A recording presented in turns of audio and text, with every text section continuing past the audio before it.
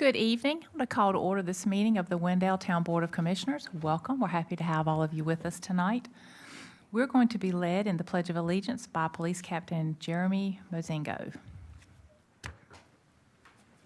I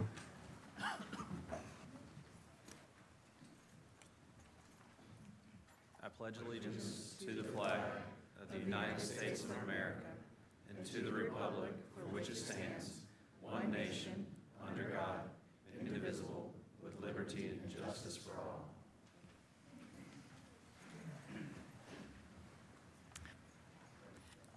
Thank you so much for being with us tonight. Our invocation from the Wendell Christian Church through the Wendell Council of Churches, we're going to hear from Virginia Morin.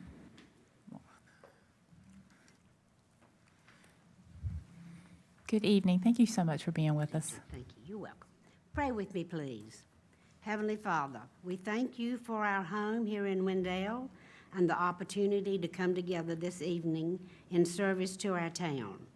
We ask for your wisdom to guide our thoughts, your clarity to direct our decisions, and your peace to keep us unified. May every discussion be fruitful, every idea be inspired, and every outcome be aligned with what is good and right. Help us to listen with respect, speak with purpose, and act with integrity. And we pray this in the precious name of Jesus. Amen. Are there any adjustments to the agenda? Do we have a motion to approve the agenda? Motion to approve, Mayor. All right, we have a motion to approve the agenda. All in favor? Aye. Anyone opposed? All right, we'll move into our public comment period. The public may participate in public comment by signing up for public comment the night of the meeting, right there at the podium by the door, and you have 3 minutes to speak, or you can submit written statements via email to the town clerk. They have to be received by Friday prior to the board meeting before 5 p.m., and all written public comments timely received will be read into the record for a length of 3 minutes, so 3 minutes either way. We have 2 people signed up tonight. And the first is David Anderson. Should I speak now or when the agenda item comes up? It's up to you. I'll speak when they're. Okay. The next one is John Lutz. Welcome back, Commissioner Lutz. Glad to be back. John Lutz, 311 East Academy Street, Wendell. Good evening, Mayor, Commissioners, town staff, and citizens. Thank you for your time this evening. I'm aware that you just made your appointments for the Citizen Advisory Boards, and I can attest to the fact that with the tremendous growth we have received in our town, we have seen the number of people willing to get involved, that number continues to grow. However, the number of available spots remains the same. That's why I'm encouraging all citizens, not just those who didn't get selected, to look out towards some of our service organizations to become involved. I'm here tonight specifically to represent the Wendell Rotary Club. The Rotary Club is one of our Wendell's longest-standing service clubs. We are a worldwide organization built on the simple motto of service above self.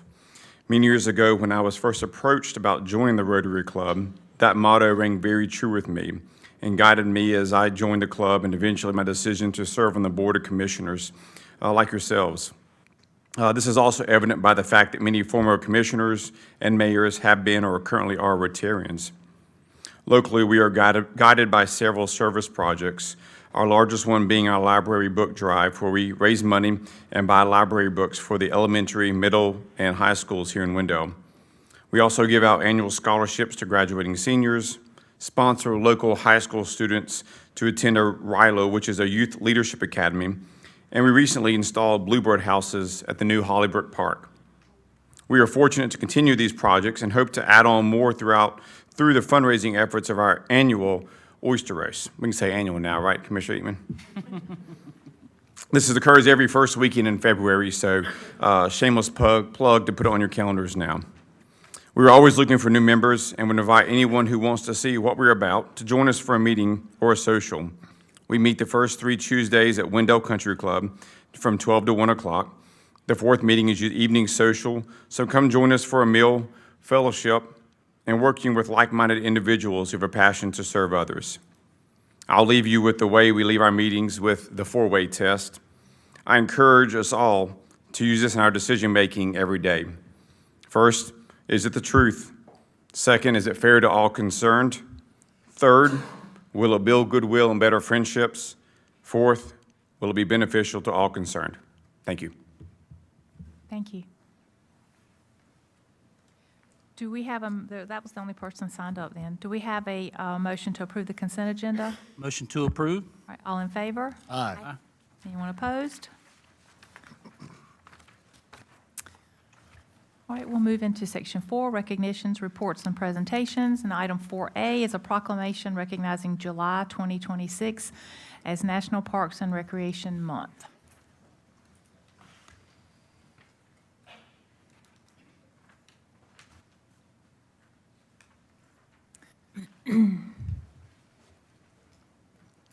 How are you tonight? I'm well. Good. All right. Whereas Parks and Recreation is a critical facet of communities throughout the United States, including here in the town of Wendell, and whereas Parks and Recreation promotes health and wellness, improving the physical and mental health of people who live near parks, and whereas Parks and Recreation encourages physical activities by providing space for popular sports, community events, senior activities, and many other initiatives designed to promote active lifestyles. And whereas Parks and Recreation activities such as youth programming and team sports of all kinds are critical to childhood development. And whereas Parks and Recreation here in Wendell also means being a provider of healthy meals for children via the hosting of summer foods program. And whereas Parks and Recreation is fundamental to the environmental well-being of our community. And whereas our Parks and Recreation areas ensure the ecological beauty of our community and provide a place for children and adults to connect with nature and recreate outdoors. And whereas the United States House of Representatives has designated July as Parks and Recreation Month, now therefore I, Virginia Gray, Mayor of the town of Wendell, North Carolina, do hereby designate the month of July 2026 as Parks and Recreation Month and extend my genuine appreciation and gratitude to our Parks and Recreation Department for the crucial services they provide daily for the public and their admirable dedication to this community. Duly proclaimed this the 22nd day of June 2026, and it's signed by me. Well, we just appreciate everything that y'all do for us here in Wendell. You know that the Parks and Recreation Department is the jewel in our crown. And we appreciate you for being that. All right, let's get a picture. Love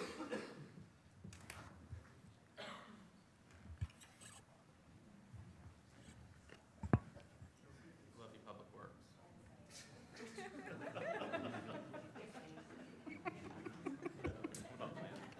Oh, never mind. Standing joke, man. Never gets old. I mean, I would think an enterprising staff would have crowns, something to counteract that over time. I'm sorry, Brian. All right. You know I love y'all too. Item 4B is a presentation on Parks and Recreation programs and projects, and we're going to hear from our Parks and Rec Director, Jeff Pulaski. Thank you, Madam Mayor. Here for my yearly check-in with you guys to inform the public on all the things that Parks and Rec has been doing over the past year. So here's our overview. We're going to talk about the activity updates from this past year, upcoming registration, capital project updates, and also, of course, our red mound ant updates. So here's our adult athletic numbers. As you'll notice, once again, you see a trend of them going way up, especially in men's fall softball, nearly doubling what we had from the prior year before. Our fall adult co-ed volleyball did not, we didn't have enough teams sign up this year for that one, so that was why there's a 0 there. Our youth athletics, obviously another huge jump in numbers there, as you'll see year over year, particularly in a lot of our fall sports went way up. Way more than we had anticipated, but it's a good problem to have as we continue to grow, so is our community. So the Wendell Community Center current programs and classes that we're offering, we do have a dance company that rents the building Monday through Friday evenings. We still are offering our Zumba Mixed Fit Tuesdays and Thursdays, senior Zumba on Fridays, our senior drumming class, which follows the Zumba class every Friday. Senior Tai Chi, which is a fairly new program, and it's gotten so popular, she now has 2 classes on a Tuesday. Community Garden is also thriving as always. That's a hardworking group. They do an awesome job out there. Pickleball on Fridays. They're also asking for another day of pickleball in the gym, especially now that it's getting hotter. Senior walk-in Monday through Fridays. We offer it from 7 to 10 a.m.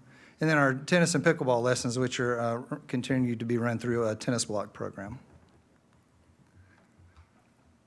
Eastern Senior Center, this year I just wanted to kind of update on new programs and kind of show you how our numbers are jumping as far as our 55 and over community is concerned as well. So these are 3 new programs that have been added this year by Lauren, which is acrylics, a senior fitness class, and a chair yoga class.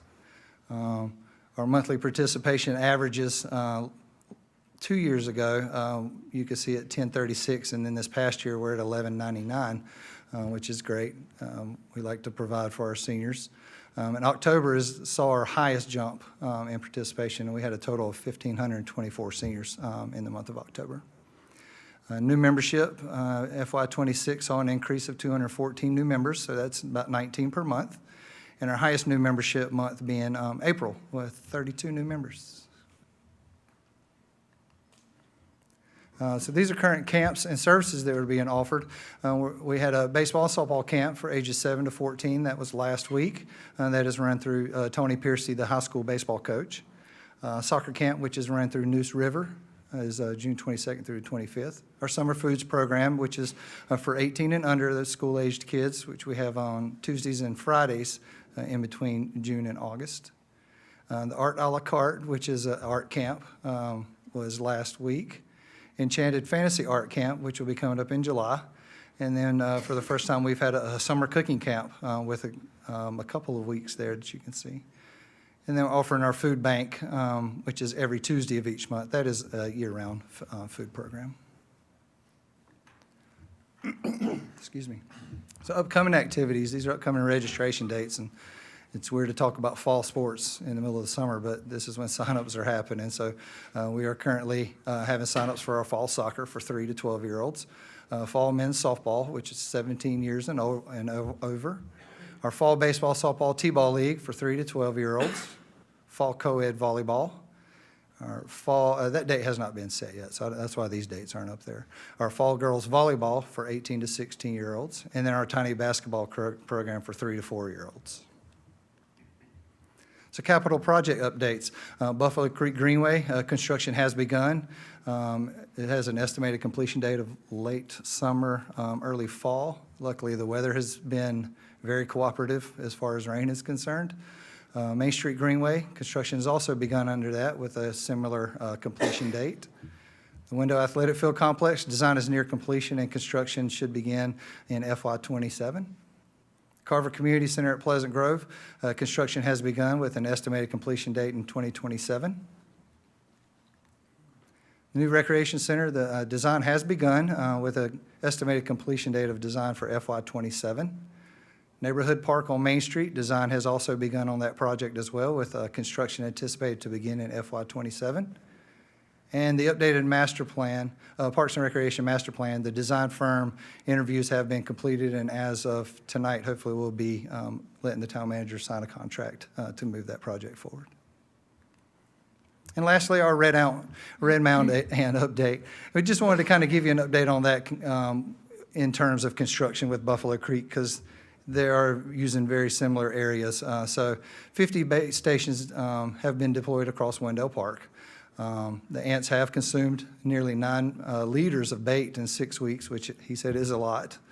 Populations do remain high, but some residents have mentioned a noticeable difference to us in the park and also the group doing the project from NC State. Construction interference was very minor. They ended up having to move 3 or 4 stations just because of the construction of the Greenway, which out of 50 bait stations was not really a noticeable difference. So. Any questions? Any questions from the board? Thank you. Thank you. I love hearing about what's going on in the Parks and Recreation Department. Very exciting things. All right, we'll move into section 5, our public hearings. The first one, item 5A, is a continued public hearing for the disinterment, relocation, and reinterment of a grave located at 3130 Buckstage Trail to Greenmont Cemetery in Wendell. Mr. Good evening, Coates. Mayor and board members. The applicant, the item in your packet does show their email asking that the application be withdrawn. They did go back out to the site, and they are not going to, there's no request now to move the grave. It's to keep it on site.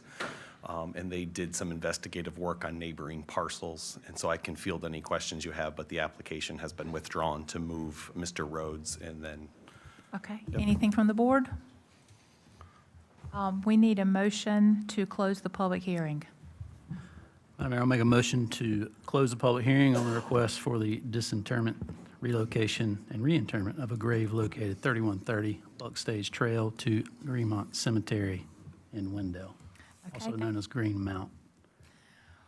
We have a motion to close the public hearing on the request for disinterment, relocation, and reinterment of grave located at 3130 Buck Stage Trail to Greenmount Cemetery in Wendell. Is there any discussion on the motion? All in favor? Aye. Anyone opposed? All right, thank you. thank you. Item 5B is a public hearing on a request to rezone approximately 8.97 acres from rural agricultural to neighborhood center conditional district to create Eagle Rock Junction. Mr. Coates. Yep, good evening, Mayor and board members. The specific request is we are asking you to hold a public hearing and then on the proposed request and consider making a motion to adopt the attached ordinance. The applicant's development team is here to field questions related to capital area preservation is here. The attorney for the project, as well as the transportation expert as well, and the civil designer.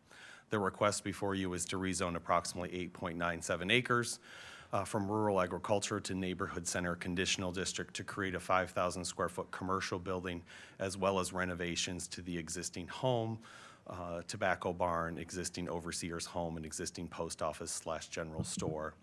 Also, the key to note, the plans do show many of the existing grove of pecan trees will be preserved. The family cemetery on site is a separate parcel and will be retained. The property is currently owned by Capital Area Preservation, and they're working with the proposed developer, Sandhar Real Estate LLC. The Hood Anderson Farm is individually listed on the National Register of Historic Places and is therefore a certified historic property, and as such falls under the North Carolina Rehab Code. The entire property will have a preservation easement placed on it at closing. That preservation easement will be held by Capital Area Preservation. The preservation easement is modeled after the Secretary of Interior standards for the treatment of historic properties to maintain and preserve the historic nature of the property. CAP will also hold a rehab easement with the proposed developer, Sandhar Real Estate LLC. Both of those documents were in your agenda packet, and CAP is here tonight to answer any questions related to those documents. Here are some photos of the existing home. The home that you see there, a previous town board did allocate a $100,000 loan to CAP to help preserve the buildings and keep them in a shape where they could be restored. Over the years, I think there's always been a lot of potential vandalism on site. And so the town at the time in 2023 did loan CAP up to $100,000 to preserve the building so they could be eventually renovated. Properties already in town limits is eligible for service. Potential development on the site would fall under town jurisdiction for police and our town departments. Any water and sewer connections would be through our merger with the city of Raleigh. Project setting, you can see the property there in green. Cemetery is the square area here in the middle. Anderson Farm Residential Subdivision is the R4 Conditional District. NC Conditional District on this side is Leo Living. It's a cottage multifamily development. The NC Conditional District down here is a single-family residential neighborhood as well. Overall site plan, the historic home is here in the center. The outbuildings that'll be preserved as well as the home are here. The commercial building is sitting behind those. Yes. Okay, sorry. So the commercial building is in the center. There's a parking lot with 2 access points off Cotton Gin Road.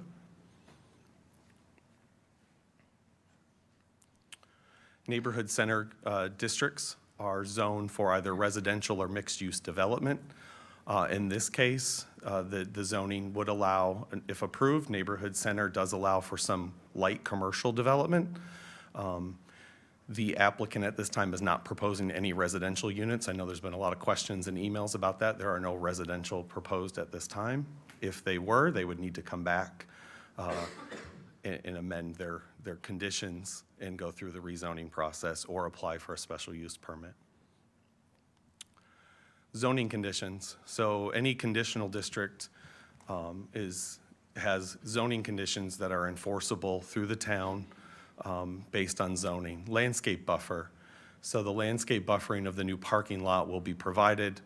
Type C perimeter buffer may not be provided adjacent to the pin that you see there. That is the pin for the cemetery, given the existing fencing, vegetation, and setbacks on the parcel.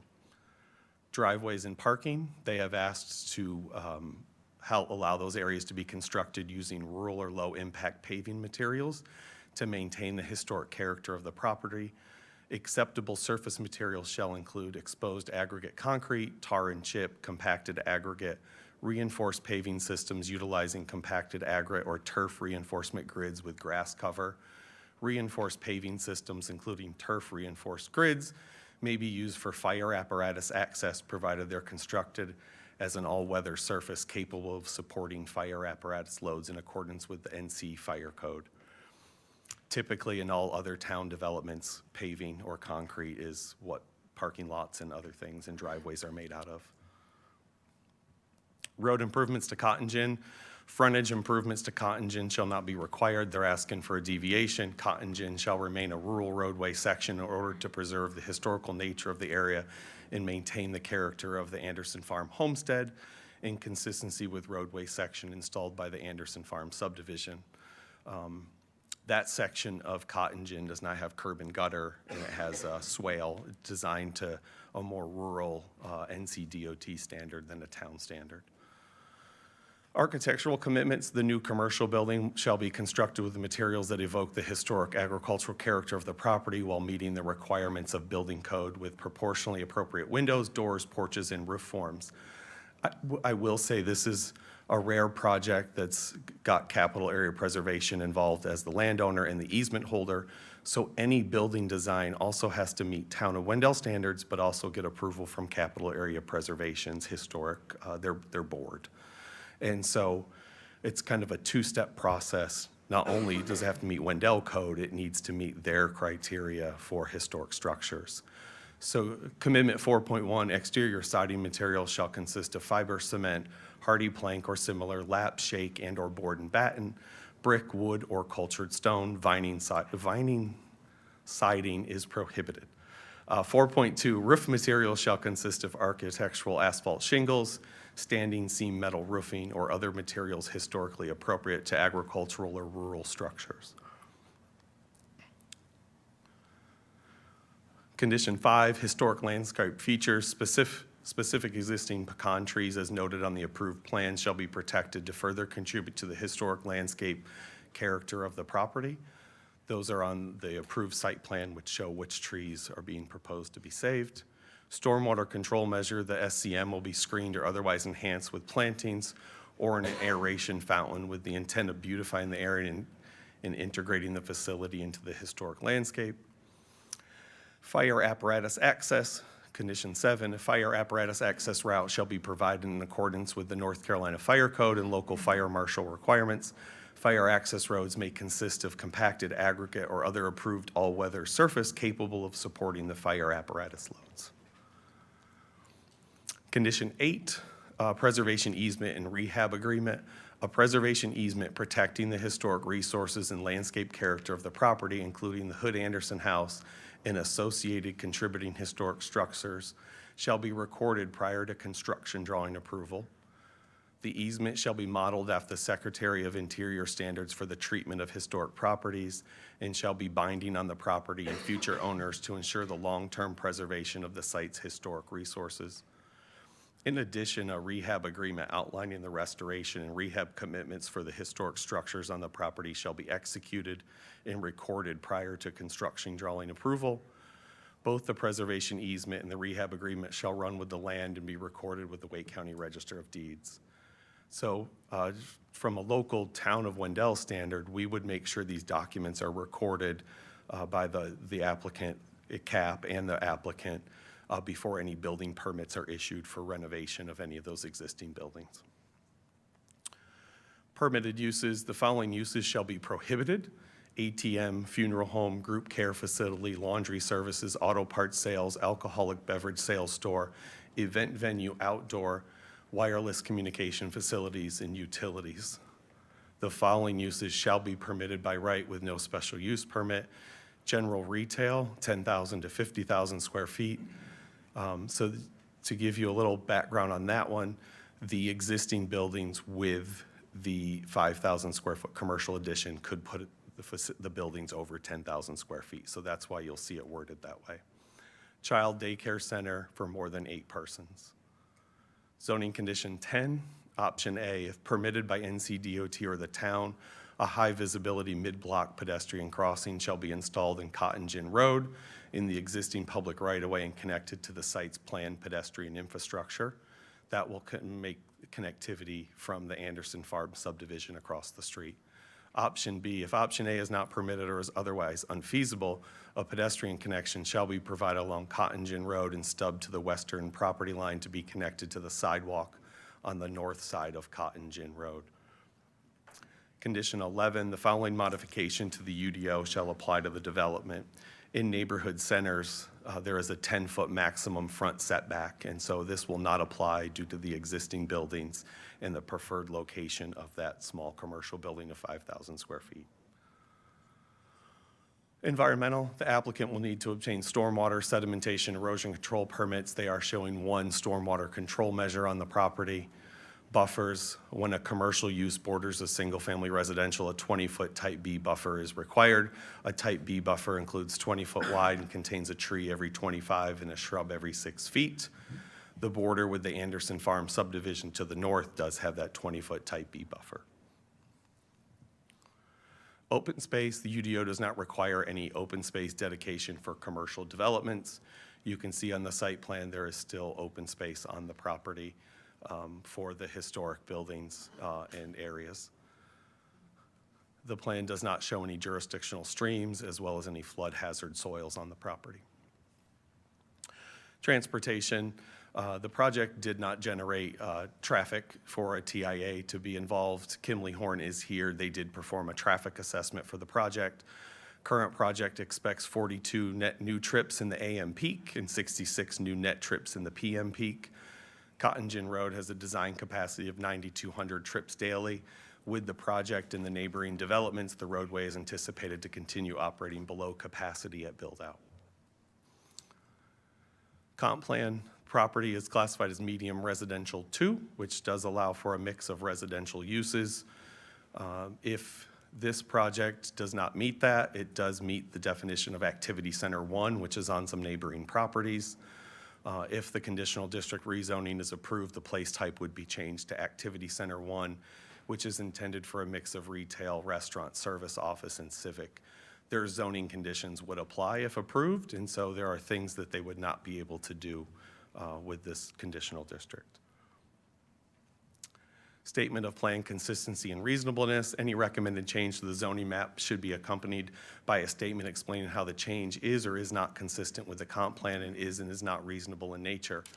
While the plan is not consistent with Blueprint Wendell 2030, it could be considered reasonable as assist with the following goals: centers of activity, support development of key nodes consistent with the future land use map, delineate centers of activity where there could be a mix of uses. Historic preservation H1, make a more concerted effort to protect historic properties and areas, particularly the contributing structures on the 2 National Register districts, which are in our downtown, to maintain the integrity of each. This property is on the National Register.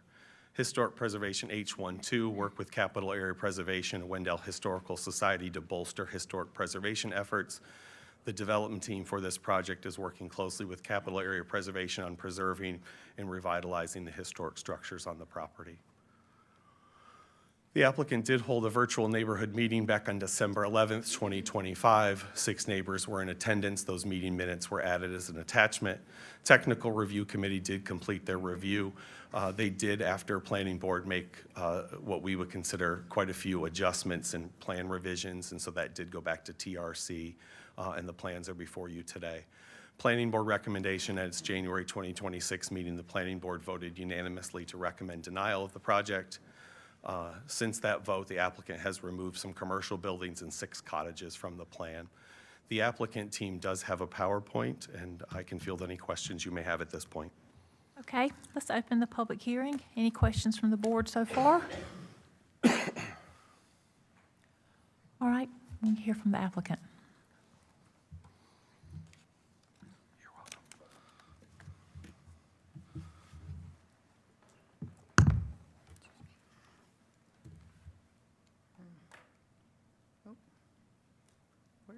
Oh, there we go.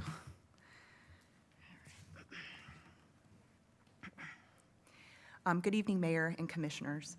My name is Ashley Honeycutt-Terrazas with Parker Poe, and I represent the applicant team for this unique historic preservation and adaptive reuse project involving one of Wendell's most significant historic resources, the Hood Anderson Farm.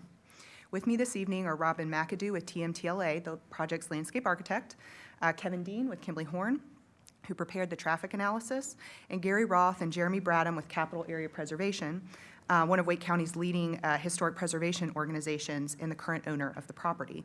Unfortunately, the developer, Parm Sanhar, is unable to attend tonight because his wife is experiencing a medical emergency, but I am available. I can call him or text him if I need to consult with him on anything. As Brian explained, this rezoning concerns approximately 9 acres located at 401 Cotton Gin Road. The small half-acre parcel at the center of the site where that little X is located contains a family cemetery and is not owned by Capital Area Preservation. It is not a part of this rezoning request. But the property we're discussing tonight represents the last remaining portion of the historic Hood Anderson Farm, which is listed on the National Register of Historic Places. The property used to include, let's see, if I can get the little pointer to work here, yeah. Used to include everything within that burnt orange line, and it extended all the way up to Wendell Boulevard. So it was quite a large piece of property.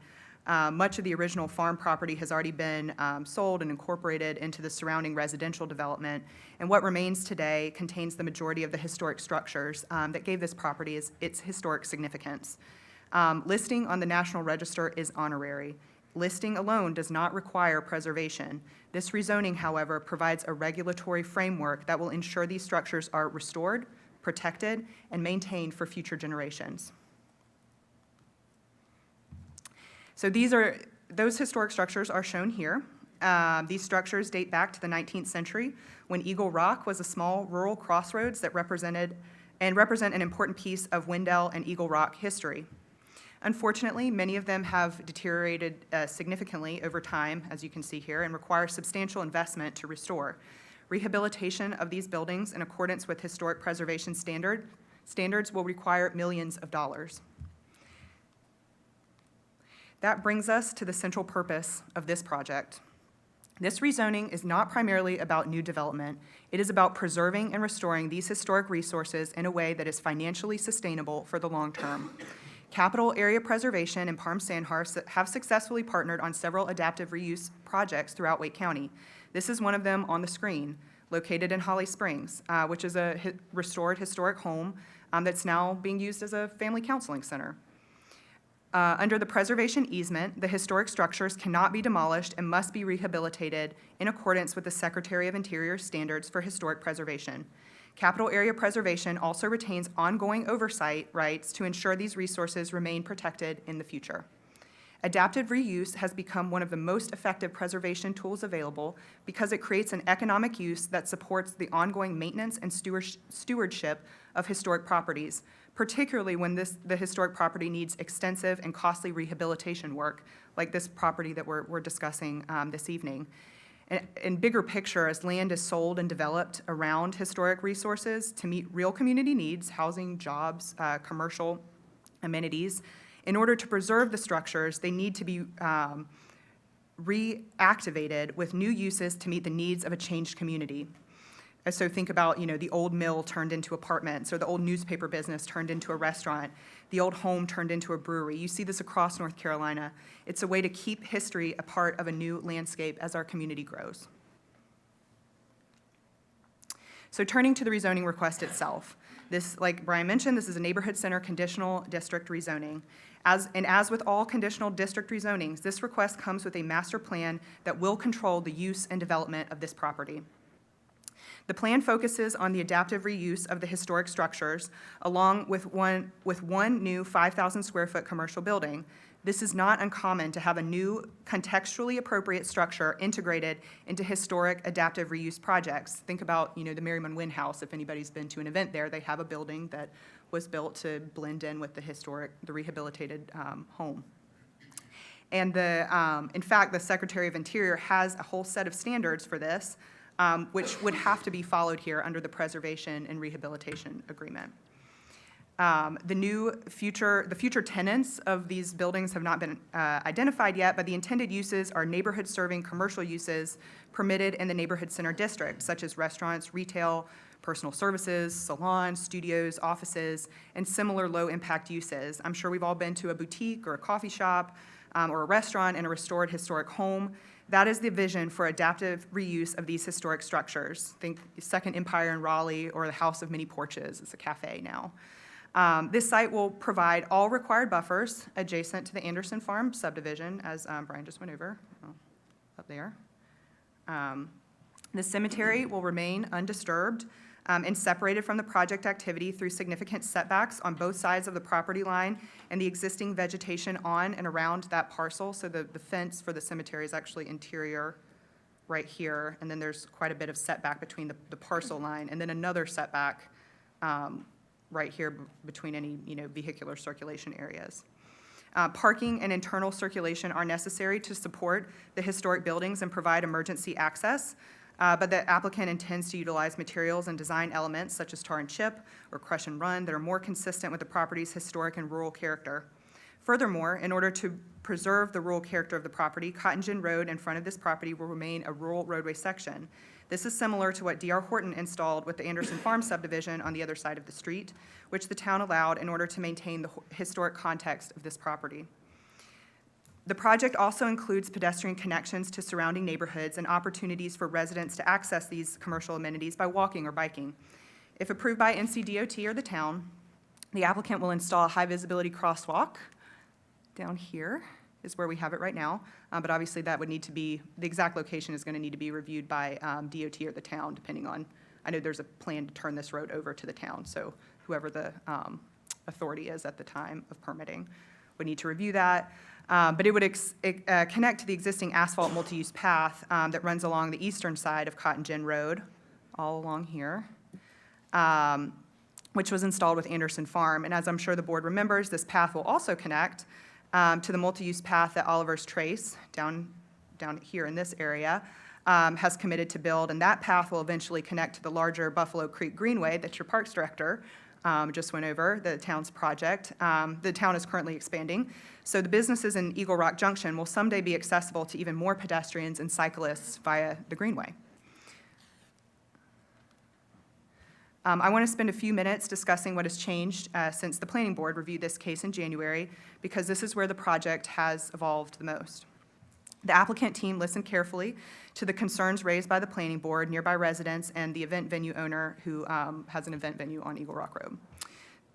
Most significantly, the proposed wedding venue and rental cottages have been completely removed from the project. So that was these cottages right here. This was the event venue. We heard concerns regarding traffic, parking, and event-related activity, and we responded by eliminating that component entirely. It is now a prohibited use. As a result, the project now generates substantially less traffic than the version previously reviewed by the Planning Board, as shown in the memorandum that Kevin prepared, and which also shows that the surrounding roadways have capacity for this project.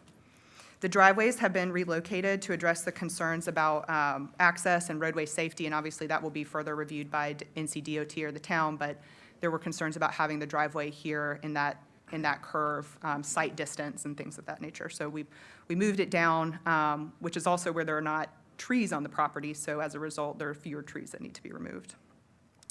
And while the adaptive reuse of historic structures remains the centerpiece of the project, the scale and intensity of the new development have been significantly cut back to address what we heard. Another important result of these revisions is increased tree preservation. Under the previous plan, approximately 33% of the site would have remained in tree cover. Under the revised plan, approximately 55% of the site will remain in tree cover. More significant trees around the historic home, which were planted at different times throughout the property's history based on the historic photos, are preserved. More vegetation along Cotton Gin Road is retained, and the historic pecan grove, which is over here, those trees kind of circled in red there, remains protected. These revisions better preserve the rural and historic character of the property while still allowing the site to function.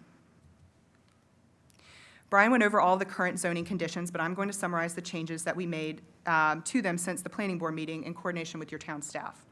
So like I mentioned earlier, we added a condition on permitted and prohibited uses that's consistent with the uses for the Oliver's Trace commercial parcel. So if you recall that case, it was approved late last year. It has a commercial parcel, again, right across the street from this site, so I worked on that case. So we mimicked the permitted and prohibited uses from that case, so it would be a similar type of neighborhood serving commercial use. We removed all the conditions related to the event venue and cottages because we took that element out. There was a condition related to noise generated from the event venue as outdoor event, but as outdoor event venue is now a prohibited use, we did take that condition out. There were enforceability concerns. Wendell updated its noise ordinance last year, and so if there are noise concerns, there is an ordinance to address that, and your police are probably better equipped to address that than your zoning enforcement staff, so they can go out there if there's complaints and check the noise levels, and if there's a violation of the noise ordinance, they can assess fines based on that ordinance. The buffer reduction adjacent to Anderson Farm, so there was a buffer reduction, perimeter buffer reduction request. That's no longer requested. The full required buffer will be provided with existing vegetation if it meets the opacity standards. We clarified the architectural conditions to ensure appropriate architecture for the new commercial building, which, as Brian mentioned, is also subject to capital area preservation approval pursuant to the preservation easement, and under the preservation easement, that has to follow the Secretary of Interior standards for historic preservation. We added the commitment related to pedestrian connectivity with the project. We heard concerns about that from the planning board, how are pedestrians going to get here, so we incorporated that in and have a condition on that. And we cleaned up and clarified language in the conditions related to the UDO modifications. So again, cleaned up the language for the buffering around the cemetery parcel. Typically in those conditions, we say what the requirement is. So in this case, there's a 10-foot type C buffer required around it. And we said we were asking for relief from that given the setbacks and the existing vegetation and fencing on the property. Allowable historically appropriate driveway and vehicular circulation materials, as Brian went over, clarification that these materials can support a fire truck where used for emergency services access. Relief from the maximum setback requirement, as your staff pointed out. We don't need to put a building, in front of the historic structures 10 feet from the road on this site. And then we revised the language related to the Cotton Gin Road improvements to more closely match the road improvement exemption condition from the Anderson Farm rezoning approval back in 2008.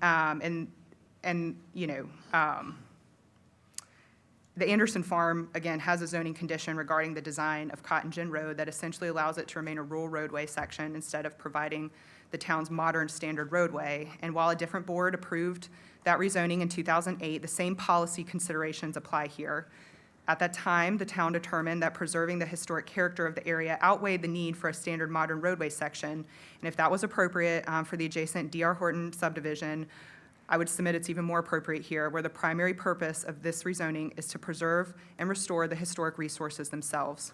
Standard frontage improvements would bring the roadway closer to the historic homes, alter the property's historic setting, and create an inconsistent streetscape across Cotton Gin Road.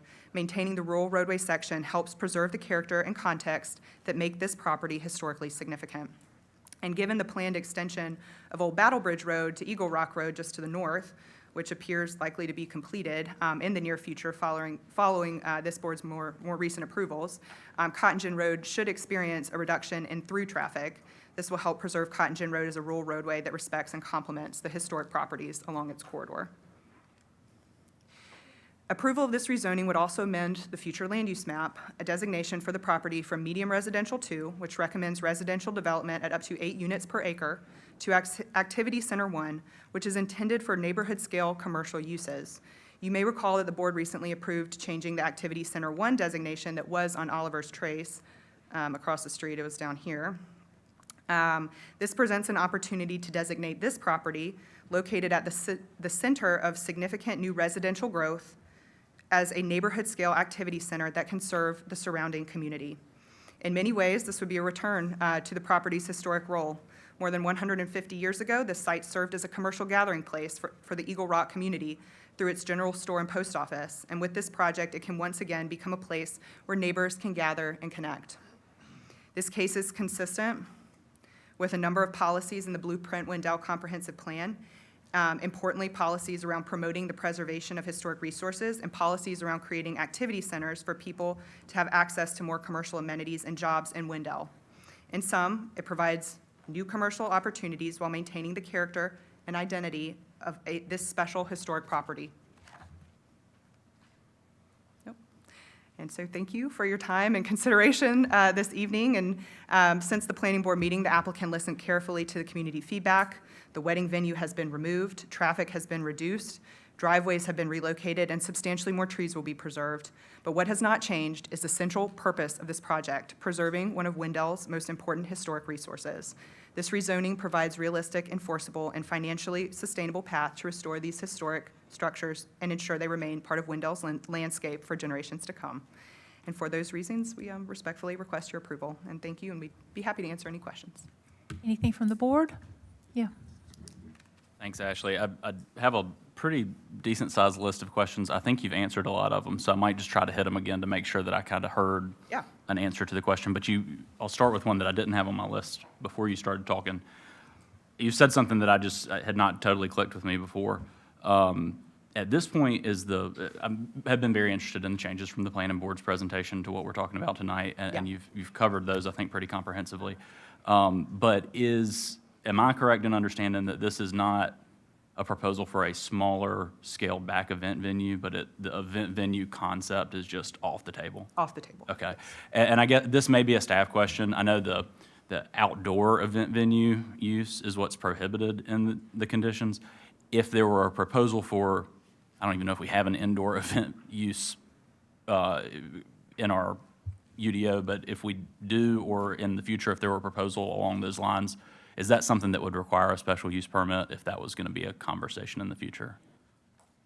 Think about alcohol and ABC permits. Those things kind of usually, I feel like, fall into that category. And I'm happy to move on if you want a minute to think about that. Okay. You mentioned some experience that CAP has had with Mr. Sandhar and other projects. That was going to be my question, is sort of what kind of historic preservation chops are we getting? It sounds like there are some. You had one example there. I don't know if you have any other examples or if CAP staff does that they'd be willing to speak to. Yeah, I know with Mr. Sandhar in particular, they have the counseling center in Holly Springs. There's another site that they're currently renovating, a historic home in Garner's corporate limits. And I don't know that they've identified a tenant for that yet, but they're in the process of rehabilitating that property as well. And I'm sure CAP can give you a laundry list of projects where they've coordinated with someone else in order to rehabilitate the structure. And just to be frank, I think the question I had was, is this a developer who's been involved in a historic preservation and adaptive reuse project before? Or are they trying it out as a new thing? Sounds like they've done it before. That was I think that was the question I was hoping to have answered, so I appreciate that. I was very curious about the easement and just the detail around it. I do think that's a really important piece. It's an unconventional part of how this, I think, project works that I do think is unusual for us to think about. Just wanted to make sure that we were all sort of thinking through what that means in the future. We have our conditional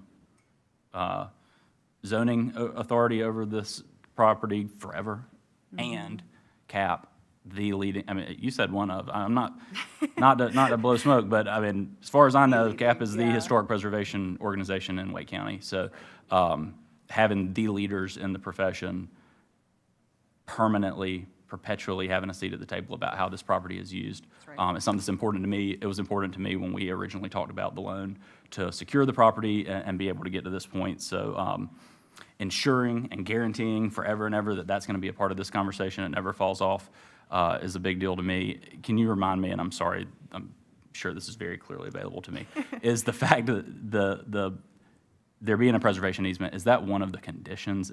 Correct. Okay. Yes, So that- nothing the town will approve on this property will get approved until Brian sees that, stamped by the Wake County Register of Deeds. And that applies to anyone that owns this property going forward. Thank you. And that is an important piece in my mind of CAP always has the right to enforce historic preservation standards on the property's use regardless of Mr. Sandahar or 15 people after he owns it 100 years from now, when I hope that building's still there and a great asset to our community. Related to the preservation easement, I'm not as familiar with the concept of a rehab agreement. I know it mentioned, I think question number one is just, that is also recorded, just like an easement at the Register of Deeds office. That's a permanent thing that runs with the property. Is there a quick, what's the difference? Why is that a thing? Why is that a thing why is that a thing that's separate from the easement? Want to answer that, Jeremy? Yeah. So a rehab agreement ultimately has a Could you- timeline. I'm Could you sorry. introduce Yes, ma'am. yourself? Yes, ma'am. I'm For so those sorry. that don't know. Jeremy Thank you. Bradham, I'm the preservation program manager at CAP. Thank you. The rehab agreement basically sets a timeline and a set of dates that you're meeting, exterior, interior renovations, getting HVAC, things like that, making it habitable. So it's a timeline, and eventually kind of expires. We shoot for, an 18-month to 3-year deal, depending on how big the projects are, but it guarantees that a project is being done in a certain amount of time, not just sitting there for 5-10 years. It's very helpful, thank you. On the point of the trees, am I understanding correctly from the latest version that the pecan trees that are surrounded in red are to be retained? Yes. But there are also a bunch of other trees that are not surrounded in red that are to be retained. Yes, that's correct. So this is the prior plan here. So there's this row of trees right along Cotton Gin Road, and before they were taking out a few of them because this is where the driveway was located. But on the new plan where we moved the driveway down here, which as you can see, there's no trees down here, those trees will be retained. So there will be 4 trees that need to be removed around the historic home in order for there to be vehicular and emergency services circulation. I mean, if one of these structures were to catch fire, we'd want a fire truck to be able to get in there and save the structure. So that is a necessary part of it so that we can meet those fire code requirements. But really, I mean, if you look at, well, let's see, that's more blown up. So this is the Pecan Grove over here. These are walking paths around the Pecan Grove, so we're trying to connect the different buildings and activate that area, a place where people can walk around and enjoy those old, historic trees that have always been a part of this property. And then that internal circulation, the internal street that sort of goes between the house and Cotton Gin, I guess weaves between sort of that alley of street front existing trees and some of the others that are farther away from Cotton Gin. That's right, yeah, so you can sort of see the green right there. Those are all retained trees, and then it's easier to see it again on the demolition existing conditions plan. And just not to spend too much time on this, I think the thing that was maybe driving that question in my mind, on the other image you had that kind of showed the green of what I think is just the pecan trees, am I understanding that if you can flip back to that other slide real quick, Yep. are there some other trees besides those green ones that are being retained that are like the ones along the road beyond the street? Yes, those just aren't called out on. Because this is about the pecan trees, not all the trees. Correct. Is that, okay. Yeah, and that's a zoning condition that those, because they are the most, historically significant. love our oldest pecans. trees. Yes, and we love pecans, so that is called out specifically on the plan, but those are not the only trees retained Okay. on the project. Thank you.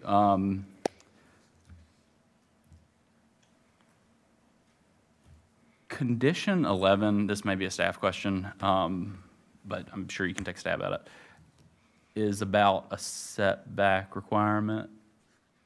Yeah.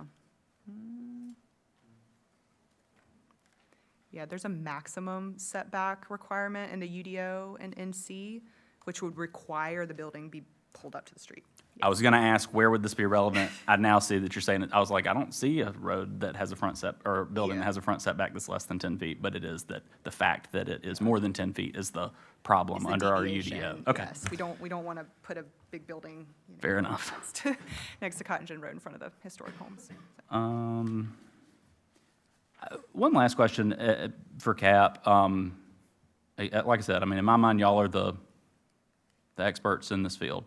Can you talk a little bit about the marketing of the property, marketing of properties generally, and kind of how we got to this point? In my mind, I mean, y'all are the ones that know how to find preservation buyers. Seems like you found one, but can you just talk a little bit about that Sure. approach? Jeremy Bradham, Preservation Program Manager, got it that time, at CAP. So this one, we were actually approached with the interested buyer because he had worked on these 2 previous projects with us.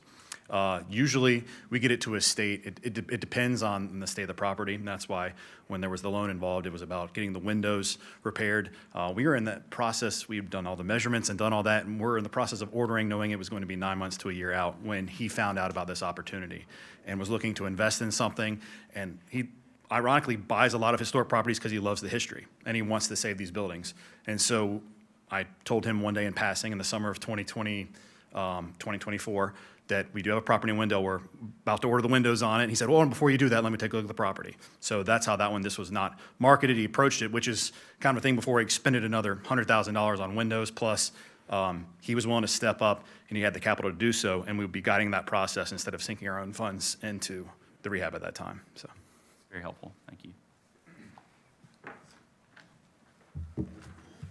Commissioner Eman, to follow up on your question, meeting facility / indoor event venue is a permitted use within neighborhood center.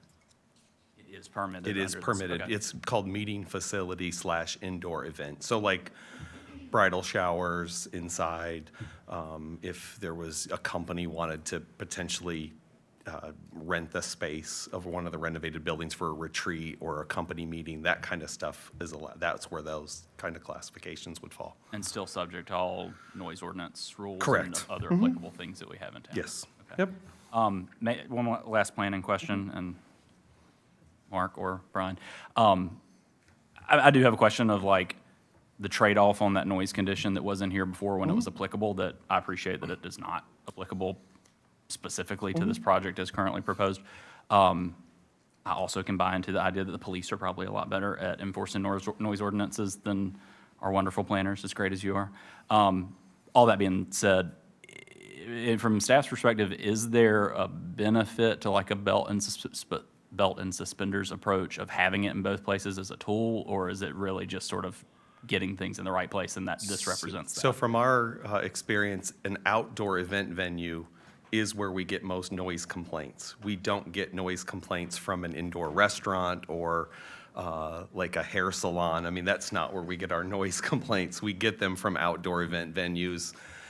With that use being taken out, whatever commercial use goes in there, a brewery, a restaurant, a meeting space, that's all under our normal everyday noise requirements, that if there were complaints, they would be handled just like any complaint that we would get from downtown or Tree Light Square or other, any kind of use in the town. Okay, thank you. You're welcome. Add enforceability, measuring decibels from a property line, all that falls into a law enforcement process that's better handled by law enforcement. Yeah, typically, the noise complaints don't come in when planning is available, and so the police do respond. We don't get many noise complaints at 10 a.m. here to Town Hall. It's usually 11 o'clock on a Saturday night, and even though we're here late on a lot of nights, we are not usually here on a Saturday night, so, yeah. Thank you. You're welcome. I don't have any additional questions at this point. Anyone else from the Yeah. board? Yeah, I think my question is probably better for Cap, and it's a little more existential. So like, if we did not approve this rezoning and it remained rural agricultural and Cap still owns the property, what would you, you've already amended, the previous proposal. I assume you would probably try again, but, in order to fund the millions of dollars in necessary renovations in order to actually preserve these historic buildings, how would that be accomplished sans rezoning? Yeah, I mean, I can start, and Jeremy and Gary, y'all jump in if you want to add something. But, you know, this is, that's part of CAP's mission, historic preservation, which is why they acquired this property. So they do not have an interest in tearing the structures down, certainly, but I think at this point, they're trying to bring, you know, a project that is financially sustainable, like many of the historic adaptive reuse projects. Do you guys have anything else you want to jump in? Just go back to Commissioner Eatman's question too, and it ties into this. You don't get people approaching you. We've finished some of these projects before, and they sat on the market for 3 or 4 years. So when someone approaches you with capital to do it, and we can guide that process, it's sort of like a godsend. It's a gift. So that's why we worked this whole process out. It'd be kind of starting over from scratch. Yeah, we do able to rehab it and put some money into it, but it's a huge project. Ultimately, someone's going to have capital down the road. So if it gets marketed out, someone's still going to have to come with $2 and $3 million to do all the restoration of the buildings. So I think that's it for me. Anyone else? Yeah, just one real quick question. You had mentioned it is on the National Register of Historic Places, and that is, I can't remember exactly the terminology that you used. It's an honorary. Correct. So why isn't it on the Wake County National, the Wake County Historic? Like a Why isn't county it- designation? Yeah, why isn't it? Well, it's in the designated? town's corporate limits. I don't know if y'all have like a local landmark ordinance. Through Wake County. Oh, you do? Do you want to answer that? Let Jeremy answer that one. So we serve as staff to the Wake County Historic Preservation Commission. There's 91 historic landmarks across the county. Some of y'all were in attendance at our preservation celebration last month. So it is not in the condition right now to be a Wendell Historic Landmark. It certainly could be in a restored state, but then the onus is on a bunch of COAs going through the windows and selection, and the thought is don't involve the commission early on. We've learned this. If you landmark something early on, and that's up to our designation committee with the Wake County Historic Preservation Commission. If you do that, there's a lot of oversight and a lot of paperwork. Let it get restored under the terms of an easement with preservation professionals that do it, and then we can give you something that can be landmarked, and it's not a ton of work for the landmarking process, if that makes sense. Yeah. Do you want to say something, Gary? Yeah. Hey, I'm Gary Roth, President of Capital Area Preservation. The easement that will be placed on this property presuming that it goes forward, is much more restrictive than the landmark. The easement cover is, first of all, it's in perpetuity, as you addressed. Perpetuity, not 1 year. A landmark can be undone in 1 year.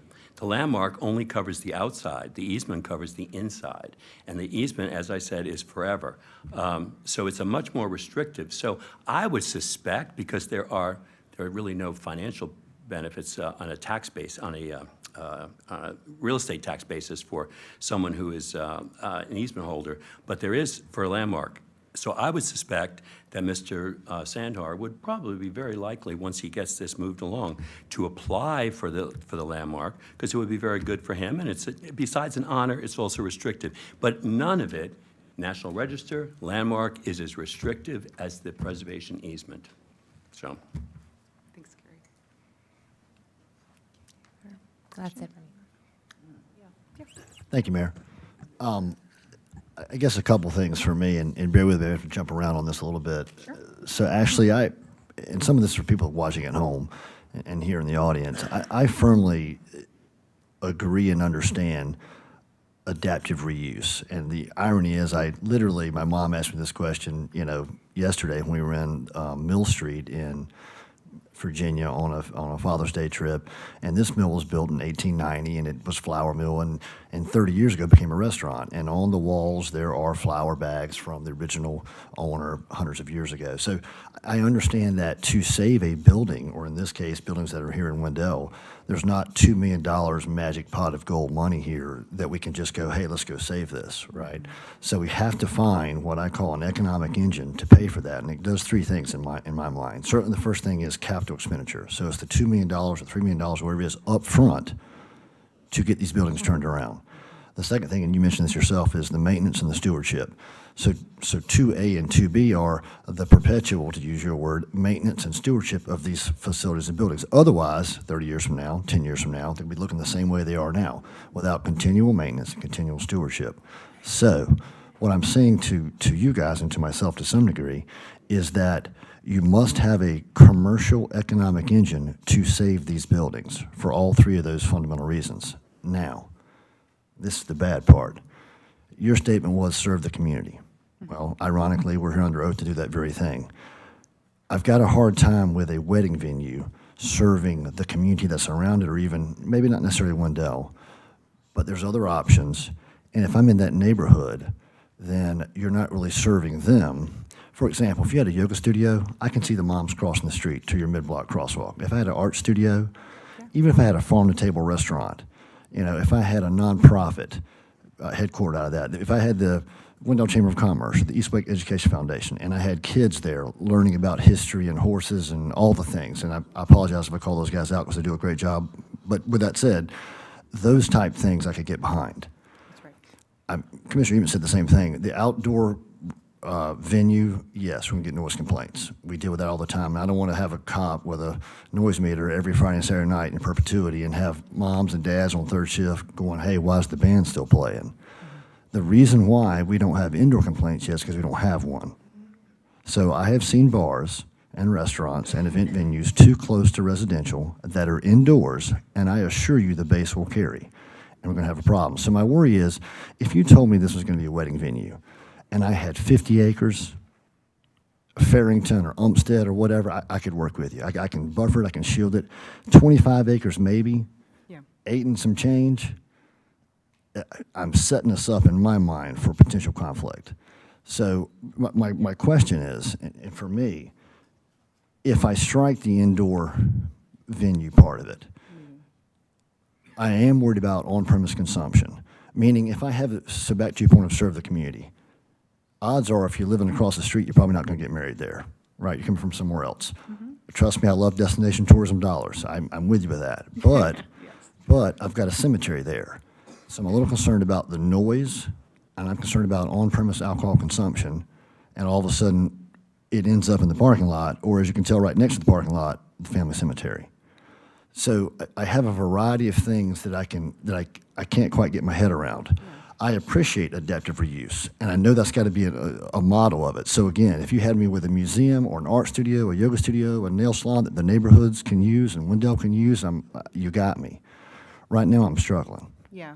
Well, let me start with the event venue. So the concerns that you just raised were exactly what the applicant team heard at planning board, and that's why we struck that as a permitted use. That's not a permitted use anymore. So it cannot be a wedding venue anymore. It was when we went to planning board. That's not the case anymore. So it's, again, the same permitted uses that are going to be on the commercial parcel across the street in the Oliver's Trace. They have a small commercial parcel. Same uses would be permitted up here for like a yoga studio, an art studio, a restaurant. I mean, I can't say they won't get an ABC permit because a restaurant needs an ABC permit to survive.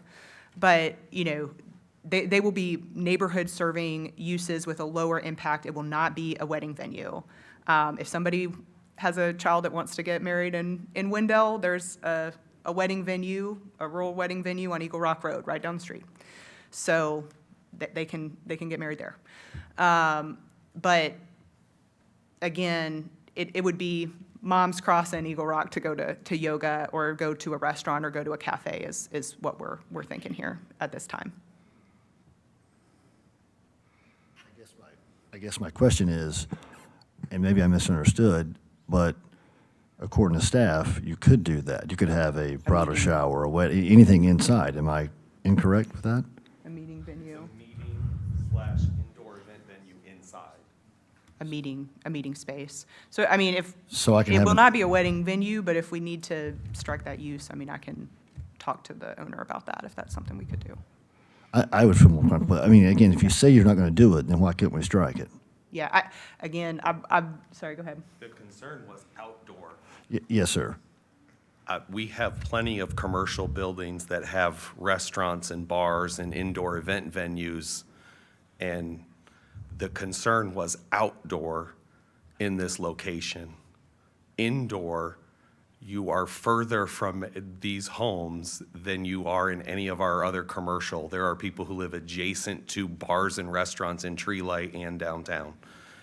Our complaints are from outdoor event venues.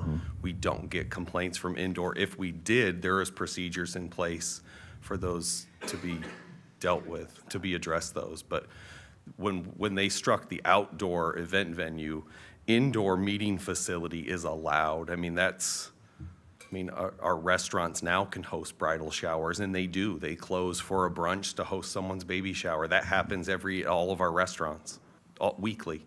So for us, it was the outdoor going away did not cause, that was what the heartburn was, is that there could be music till 11 o'clock at night with neighboring homes and things like that. Can I ask one question that maybe, I guess, I didn't understand your answer earlier to say, oh yeah, they can do everything, just move it inside and it's fine. That's not what I think I heard as a allowed use. So outdoor event venue was prohibited. Under the fact that there is a permitted use under this zoning called meeting space, indoor meeting space, et cetera. If that were a bar or club, that's a different thing, right? Correct. Restaurants are a different category. That- Bars and breweries, different categories. Yeah. It's not a free pass to just do whatever kind of inside party house you want. No. It's nothing event venue outside. Inside, keep it down. If you're going to be pushing the boundaries, you're probably going to have to come back on a special use permit because we do this all the time for indoor uses anyway. Yes. Okay. Yes. Okay. Anyone else? I might have more after we. You'll have another chance. Everyone will have another chance. Okay. All right. Is there anyone from the community that would like to speak? I want to give you a quick reminder, no side conversations, no applause or outbursts of any kind. You have 5 minutes to speak. Watch the lights right here. When it turns yellow, you need to wrap it up because when it turns red, your 5 minutes is up, and I'll stop you when your 5 minutes is up. Because if that's how I treat everyone the same, by giving everybody their 5 minutes and no more. So if you come up, give me your name and address, and we'll go one at a time.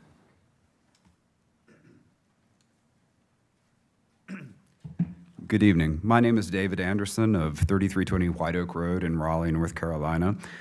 I'm one of the prior owners of the Hood Anderson Farm. I wrote its nomination to the National Historic Register, and I determined the borders of the 9 acres that were preserved. I fought very hard for 20 years to keep this property out of the hands of commercial real estate developers. I'm also responsible for the donation of the property to Capital Area Preservation, which puts me in this likely awkward situation of now having some reservations about what they intend to do with it. First, I donated the farm to CAP based on their promise to advertise it and choose the best candidate to purchase and preserve the historic buildings and landscape. In all our discussions over several years, CAP only discussed the preservation of the existing buildings.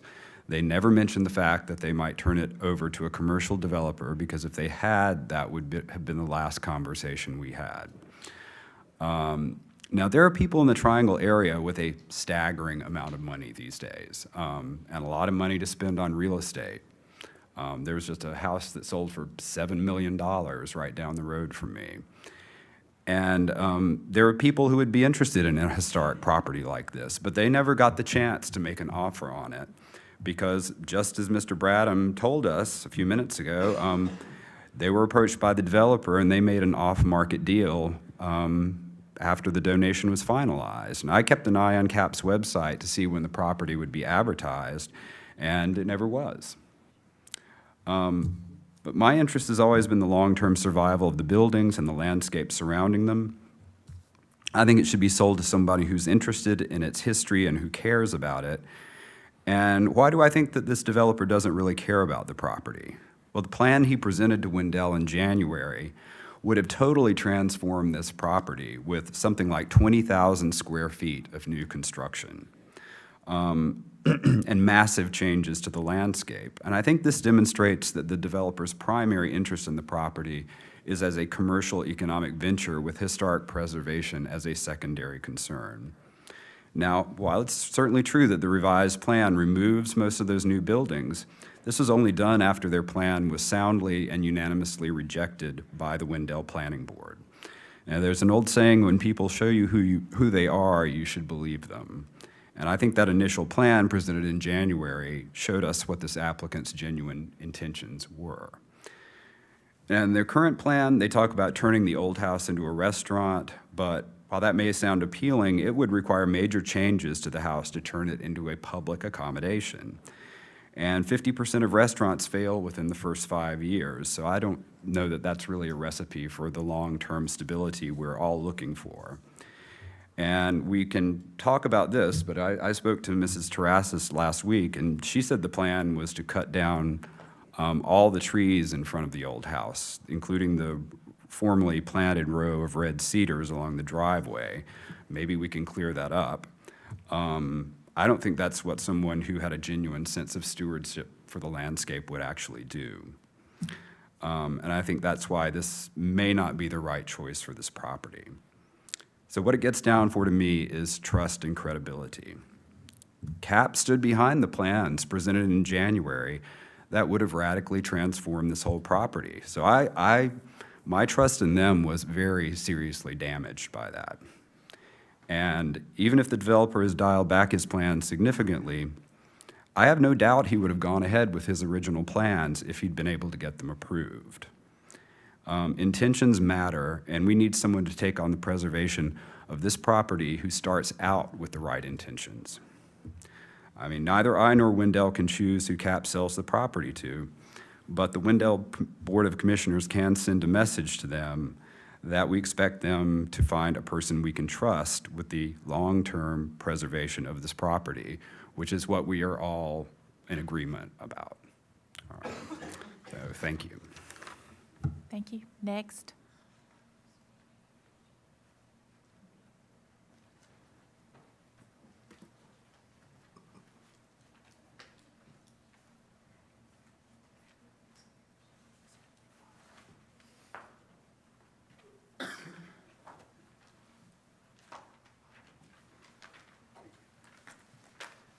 Your name and address. Yes, ma'am. So I am Ken Collins. I'm located at 1208 Perseus Hill Court. It's actually, if you extend down that road a little bit further, you'll see me. I'm right there on the corner of Old Battle Creek and I guess it's Battle Creek and Tolbert. I'm still learning my way around here. So Army, we just moved over here from Louisiana. So just to speak to the board, my name is Ken Collins. I'm here tonight to urge you to deny the conditional rezoning request for the Eagle Rock Junction. There is, I think there's a profound amount of irony concerning why, what was proposed initially and then what we are discussing tonight. The historic acreage was originally held by CAP and donated with clear intentions of protecting Wendell's rural heritage. However, aren't we kind of discussing demolishing most of the rural heritage that was embodying the entire site? I think yet now the very land that was granted by the private developer is being used to hide, I believe, underlying conditions of, developing or creating storefronts. Another thing that's really prevalent is everything right around that historical piece of land. I have never seen a historical site with boutiques, bars, coffee shops that was located in the middle of a subdivision, right? Every single historical site, can you think of any that it was located in the middle of a subdivision?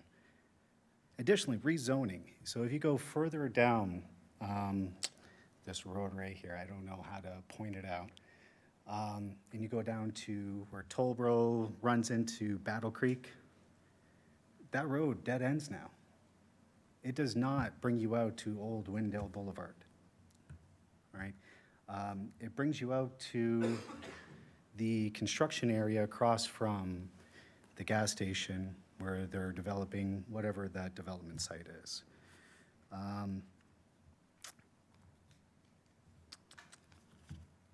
The trees separating the community.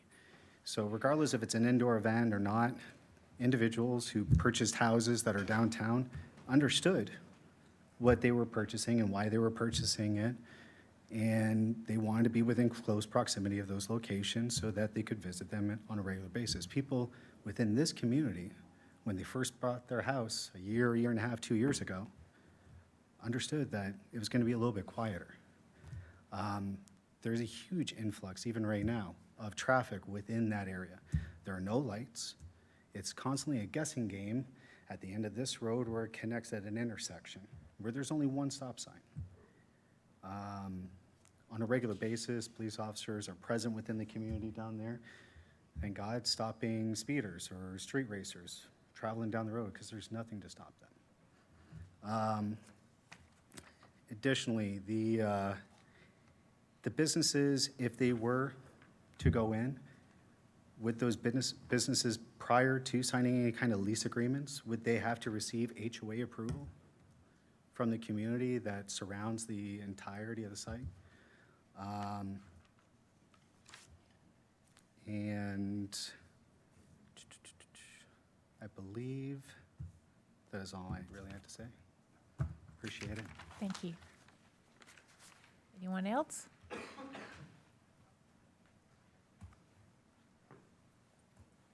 Your name and address, please. Yes. Nate Weiscarver, 600 Dorado Road in Wendell. Thank you for your time this evening, Madam Mayor and Town Commissioners. I am also on the planning board, so I was appointed about a year ago, so last July.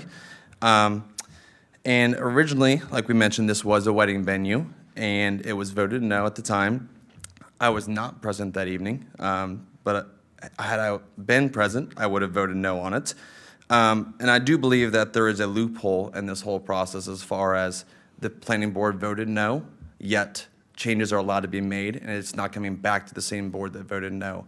I saw the paragraph earlier, and it made a sentence on there that planning board had voted no, however, these changes had been made. So I feel that you're being a little misled as far as, hey, the vote was no, now some slight changes have been made, and now it should be up for approval.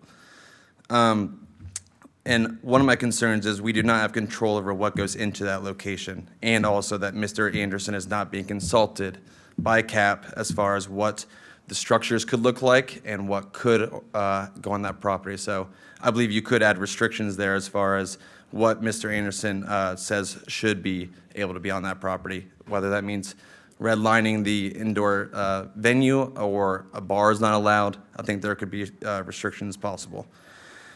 We say that, or it was mentioned tonight that this could be financially sustainable, but retail margins I know are very slim. So if we expect that a restaurant could go in there, a bar, a coffee shop, I don't believe that that is a financial model to sustain millions of dollars being poured into this. So I don't think that is a believable concept.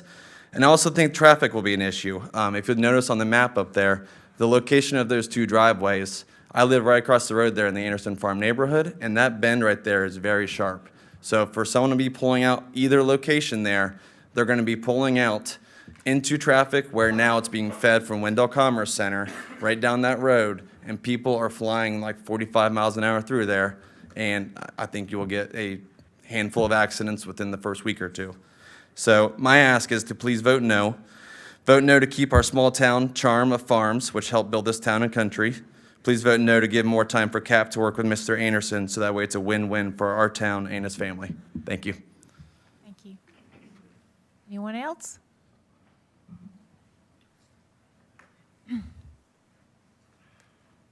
Your name and address, please. Hi, my name is Yahaira Durand. My address is 1316 Eagle Rock Road in Wendell. I've lived here for about 15 years now. I loved growing up in the trees. I'm very lucky to still have some left in my backyard. I think that Wendell has grown so much. Well, I don't think, I know it's grown so much. Just over the last 6 years, it's more than doubled in population. And those are pretty staggering numbers. As far as what the developer had in mind today, I feel it is very repetitive with what we're seeing in Wendell. I think Wendell would benefit more from spaces for the youth, educational centers, really anything but more breweries and restaurants. That's really all I have to say today, but thank you for being here tonight and for having us all. Thank you. Anyone else?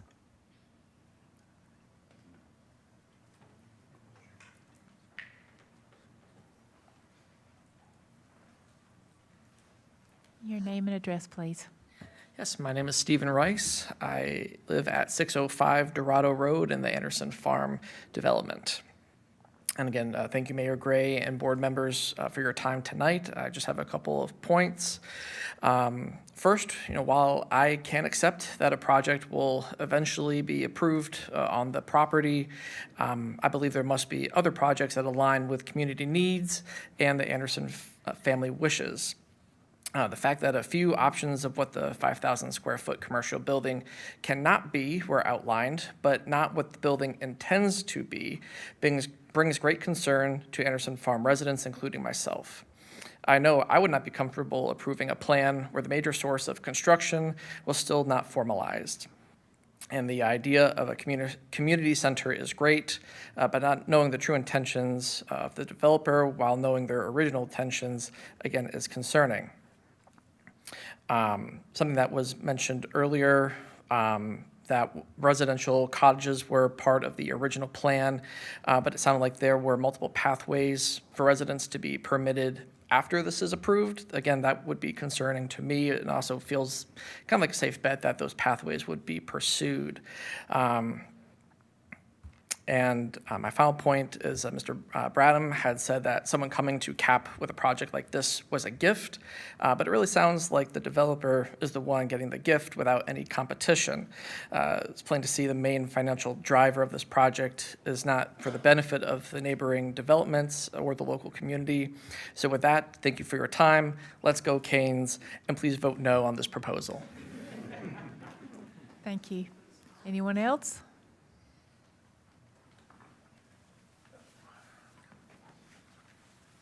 Hello, I'm Travis Kiker. I live at 816 Eagle Rock Road. I like to always think about the future for my grandkids and my kids and their kids. Like, what is Wendell going to look like? What is this space going to look like? Is it going to look like everything that's being developed, or overdeveloped, as one of the gentlemen said.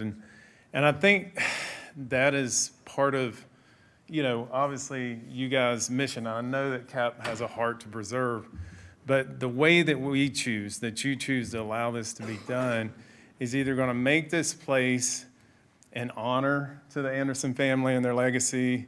I was able to attend the presentation by one of the family members just a few weeks ago up at the Wendell Historic. I think some of you were there, and there's just so much here that I feel like could be lost because it is very commercial. And I agree the way that it's, was previously, the plan was previously drawn up with the cottages and houses and everything. It seems that this is kind of step one to get to step two. Maybe not. But I would just like you guys to think about, like, looking to the future, like, does this plan really preserve the essence?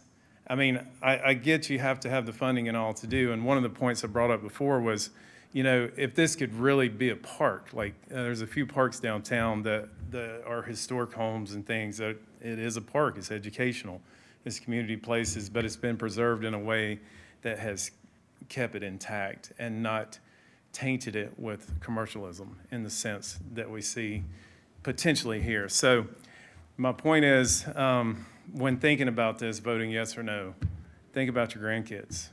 Think about what could be lost here or gained here. And if it's done the right way, I think it could benefit generations versus kind of a temporary solution, but we lose a long-term historical kind of monument and part of our culture here in Wendell. Thank you. Thank you. Next. Name and address, please. Yes, thank you, Mayor and Town Council. My name is Jeff Hastings. I live at 3601 Friendship Road in Apex, North Carolina. I'm here today because I am the chair of the Wake County Historical Commission, also on the board of Capital Area Preservation. One of the things that I would encourage you to do is, if the answer to what we're looking at today is not what you want to see, I would encourage you to defer it a little bit and have more conversations. Because one of the things that we see in Wake County is if you say no to this tonight and the developer turns and walks away from this project, you suffer demolition by neglect, which means 4 years from now, 5 years from now, the house is in ruins and it's not suitable for anything, which means a commercial developer, contrary to what many in the audience may believe, and I agree with them because I live in a house, I live on 12 and a half acres. The original part of my house was built in about the early 1800s. The addition to the house was built in 1920. So I very much appreciate the concerns that all the neighbors have said tonight. But I also think that you have an opportunity, you have somebody that has the money and has a wherewithal to want to do something with this property. And it may not meet with what y'all are wanting to do right now. And they've already made concessions with where we want to go as a county and as a neighborhood. But what can we do? What's the next step? And how do we make that next step to make sure that a historical property in Wendell is maintained and can be suitable for one of the things I've heard, the generations to come. The generations to come will not see this property if we can't work with a developer that has a financial wherewithal, and they've already stepped up to the plate. They've done everything necessary to establish a relationship with Capital Area Preservation, and I think they're wanting to do it with Wendell. How do we make that next step necessary so that we can maintain a historical property in Wendell that the whole county can be proud of, that Wake County can be proud of, that Capital Area Preservation can be proud of, and that can certainly be a landmark property 3 to 5 years down the road. So thank you very much. I appreciate your attentiveness. I appreciate your attention to this, and I appreciate your thoughtfulness. But you have my commitment from Wake County Historical Commission. We will work with y'all any way necessary to get this across the finish line in some fashion. Mayor, council, thank you very much. Thank you. Anyone else? That's okay. May I have your name and address, please? Yes, ma'am. I'm Chris Strong. I live at 621 Dorado Road. My backyard backs up to the cotton gin, and I purchased that specific piece because I love history so much. And we were told when we bought our homes that what's across the street will never be developed into something commercial. It will be held in that sacred space of historic landmark. And I'm hearing, what everybody's saying, but I think without having some choices of developers, which it sounds like that was a done deal before anything ever happened, and I get it that things can decompose over time, but I don't think we should be held hostage to the one developer because time is what time is. Anyway, I agree with my neighbors and friends and with Mr. Anderson's family, and I would appreciate you guys just keeping that heart in this place. Thanks so much. Thank you. Anyone else?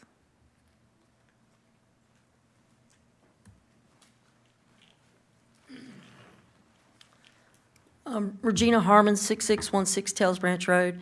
And I actually wasn't going to get up here and speak tonight. I did speak at the planning board meeting over this, and they have made some drastic changes, which I commend them for doing. But I'm hearing every side of this, and I know there can be a compromise to where we don't hurt the property. Braxton made a lot of great points. The community doesn't want a lot of traffic there, which I agree with that, because there's already a large amount of traffic. And I don't know if this is a solution, but as I was listening to everybody tonight, and I don't even know if this has been thrown out or it's even listed on your possibilities, but what if you turned it into like a bed and breakfast? And because you got Siemens right up the road and they always need extra space. And then maybe you can get the people that want to spend all these millions of dollars okay with that. And then you've got the community that's not going to have tons of traffic for it. It's just going to be a small amount of traffic with people coming and going. It's just a thought, and I just wanted to throw that out there because I see all sides of this, and thank you for your time. Thank you. Anyone else?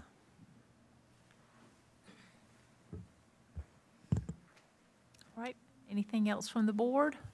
Just a, just a point of clarification. So what we are voting on tonight is the rezoning, correct? We're voting on the rezoning. We're not voting on whether or not X piece of the plan is acceptable or whatnot. But the plan that was provided does give us an insight into what the intended use is. So we're not approving the plan. We're approving or denying the rezoning that would facilitate this plan. And I just want to make that clarification too, so that when the vote comes, it's not, yes, we approved a brewery or we denied a brewery. It is the rezoning that would facilitate that. So in a conditional district, you are approving the site plan with the conditions that have laid out what uses are acceptable or not acceptable. So it is not just a regular rezoning, it is a conditional district where we get a site plan and zoning conditions that are bound to the property. Got you. So to give you a little, so if, I know there were comments made towards they could just add the housing. No, that would be a major adjustment to the conditional district. They'd have to go back through the process. So if there's deviations from this approved plan, it will come back to you. And so those deviations in zoning conditions, if they wanted to change one word in a condition, it comes back to you through the process. So conditional districts are bound with a site plan and conditions which are laid out. And Correct, we're not just, y'all aren't just approving a brewery or a, you know. correct. Correct, and that's all. Yes. But this site plan has a lot more weight to the approval. Having this site plan, this is kind of what we're approving, even though there's still a lot to be determined within it. It's pretty broad. There are some permitted uses in neighborhood center that have not been stricken. For example, a bed and breakfast or a funeral home. A funeral home got done. Personal services. So if they were to lease it, or a daycare, a lease, or that could occur through the zoning conditions. There are uses like bar, tavern, nightclub that require a special use permit. And so there are things that they strict from it. Meaning but that there that are- would have to come back before us. Correct. With an occupancy of more than 99 also requires. Yeah, Like a meeting. yeah. But we still have a commercial building with those kind of borders around it, right? But it still And- is pretty open-ended in And that a sense. commitment that there has to be certain materials on that commercial building, and it has to be approved by the CAP board and meet Town of Wendell zoning requirements. Okay, thank you. Yep. So with the 11 conditions that are listed. Yeah, I'll just make a couple comments if I can, Mayor. I think the big thing here is protection. I keep hearing a recurring theme, and that's protection of the buildings. And so how we achieve that, there's a clear difference in opinion on how that is achieved. The adaptive reuse portion, it does protect it. It does not destroy the buildings. The buildings do not decay. in any way, which is really what we're dealing with now. Inside and outside, we're being told, and that's not just a, hey, they said it. That is an easement that follows the property. And that's in perpetuity, our lifetimes, and lifetimes of those ahead of us. I hear a lot about, we cut this deal and we did this thing, and I can just tell you in my personal, professional world, we see it happen all the time. Somebody steps forward, hey, I hear this is happening. If you do business with somebody, then there's always going to be reaction to that business. And so we will hear typically, oh, I heard XYZ sold. I would have paid that for it. A very common thing. So I understand the thought process and the discussion around that. Again, it's a very real thing, but we have a financially viable option, product, whatever you want to call it, in front of us now, and that is the bird in the hand. That does protect it moving forward. Is there somebody else that has great intentions today, maybe has deep pockets? Sure. Does that protect it in perpetuity? There's no guarantee. So, the conditions are there. You can see the prior plan versus the current plan. We hear a lot, and we hear this pretty often about planning board. I am a former planning board member, so I understand it.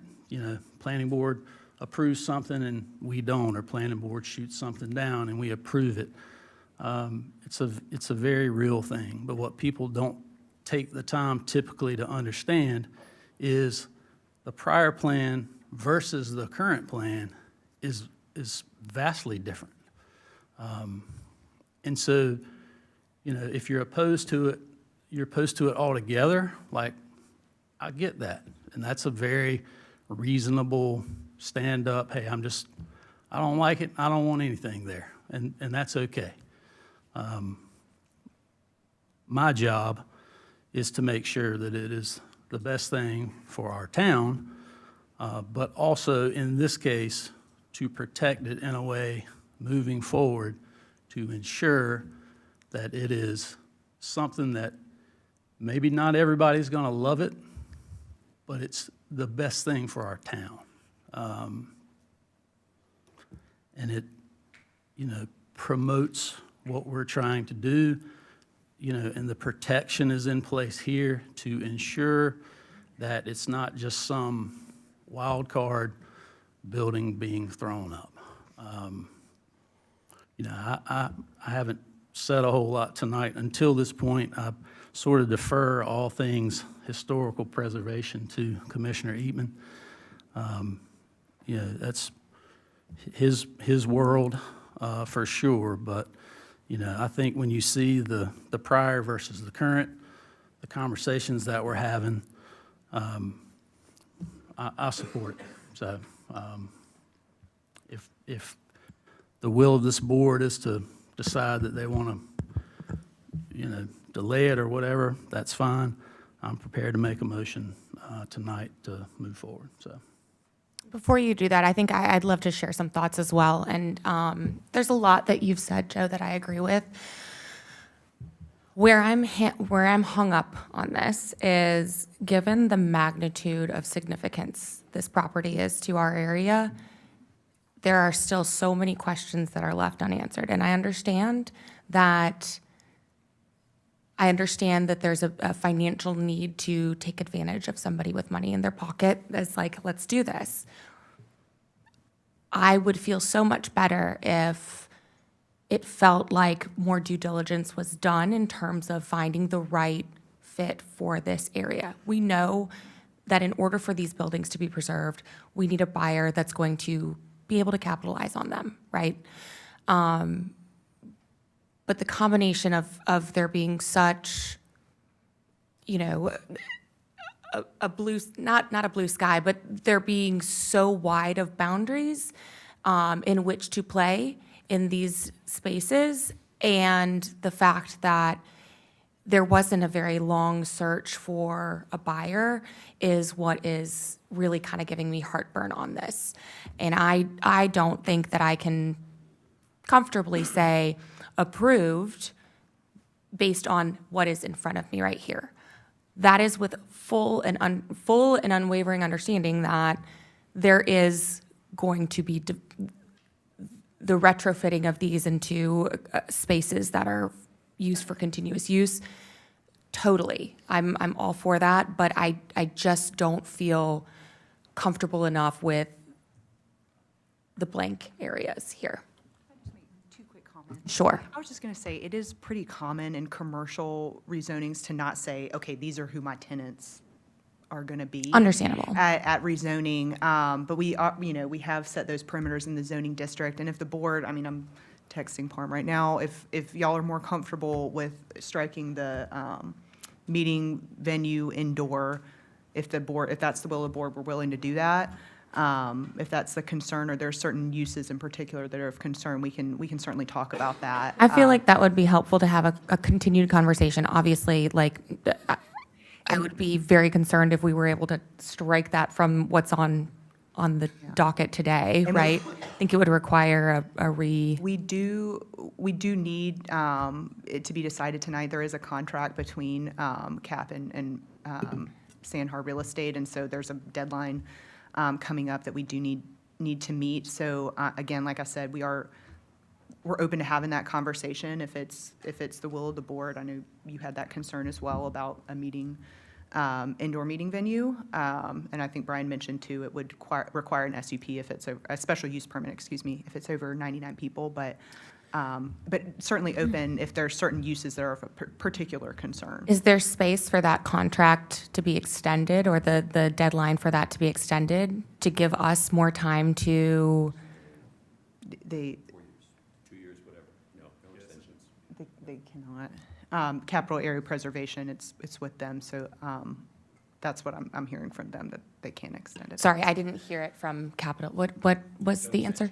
No extension. Extended and extended and extended, and there can be no additional extensions. Okay, well, it is what it is then. Yeah, but certainly, like I said, if there's a consensus on the board that there are certain uses that we're concerned about, we can look at that. And we are I'm a allowed to make little changes. uncertain what the concern is about an indoor meeting space that can have no more than 99 people, but everybody's okay with a daycare center.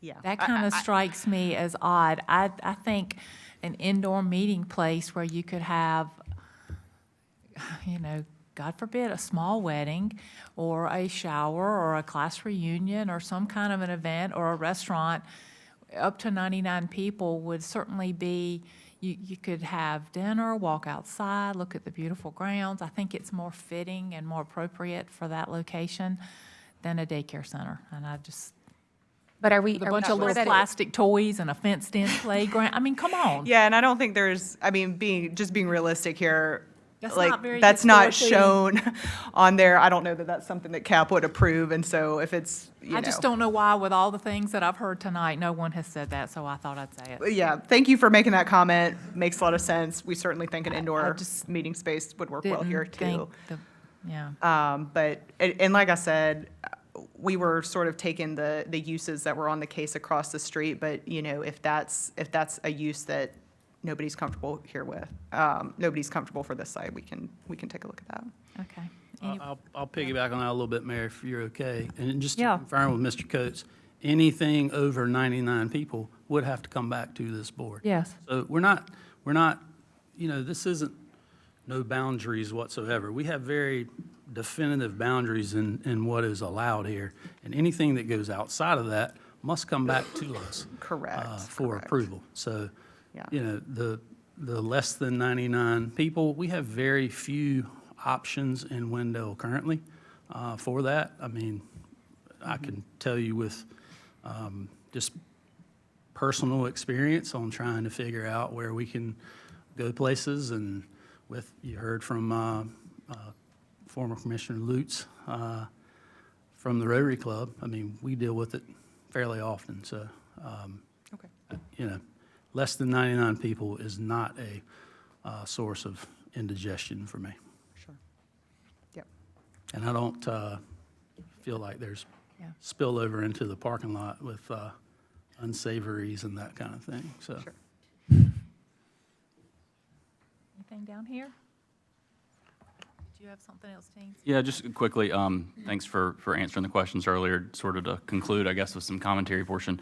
I just want to start by saying thanks. I mean, I think this is an unprecedented opportunity to do a historic preservation development project in Wendell. I haven't gotten to vote on one of these since I've been here, and we voted on a lot of different types of development proposals and opportunities for folks to come and invest in our community, and I've been excited about a lot of them, but this is a real gap in that story, I think, up until this point. We don't have a lot of National Register properties in Wendell. We have a great downtown, have a great Wendell Boulevard Historic District. Unfortunately, even that one is facing some demolition and things like that. And I think that we know, and folks have talked about already, that National Register designation, most of these honorifics are that. They're honorifics. And so it's very rare that not only do we have an opportunity to have somebody come and make big investments in an historic property in our town, but also voluntarily commit among private parties, which is philosophically a way that I think is great for things to be done when it comes to property. Not have the government tell people what to do, but have willing parties make an agreement about a way to permanently protect a piece of property. It's just exciting. So I think Commissioner Deloach alluded to the fact that my day job hat allows me to just pretend like I know a little bit about historic preservation. I'm a long way from a practitioner, but my personal hobbyist hat, I think, means that I annoy him and lots of other members of this board, and probably plenty of y'all too, with my excitement and interest in the history of our community and the connections between all the families and all the properties. I could go on and on about that. We won't make this a Wendell history lecture, but you can find one from me on YouTube and come back, and I'll be happy to talk to you about it anytime. And so I think one thing, though, that I always think about as it relates to historic preservation is there's a little bit of a misconception among the public about what happens when a historic building survives to the modern day. You know, I think people think, oh, that's historic, so it's protected, or that's historic, it's on the National Register, so it's safe, it's got rules. There's going to be a historical society that shows up and tells you what color you can paint your front door. For the most part, that's just not the case, in North Carolina at least. What we do have is those voluntary restrictions that I mentioned between willing property owners. This one checks that box.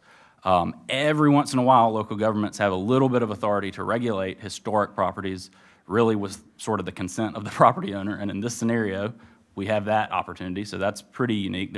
I think we all know that we often don't have the authority to regulate the design or what something looks like when developments are brought to us. In this scenario, we do. There are design standards that will be part of this property and how it's used perpetually.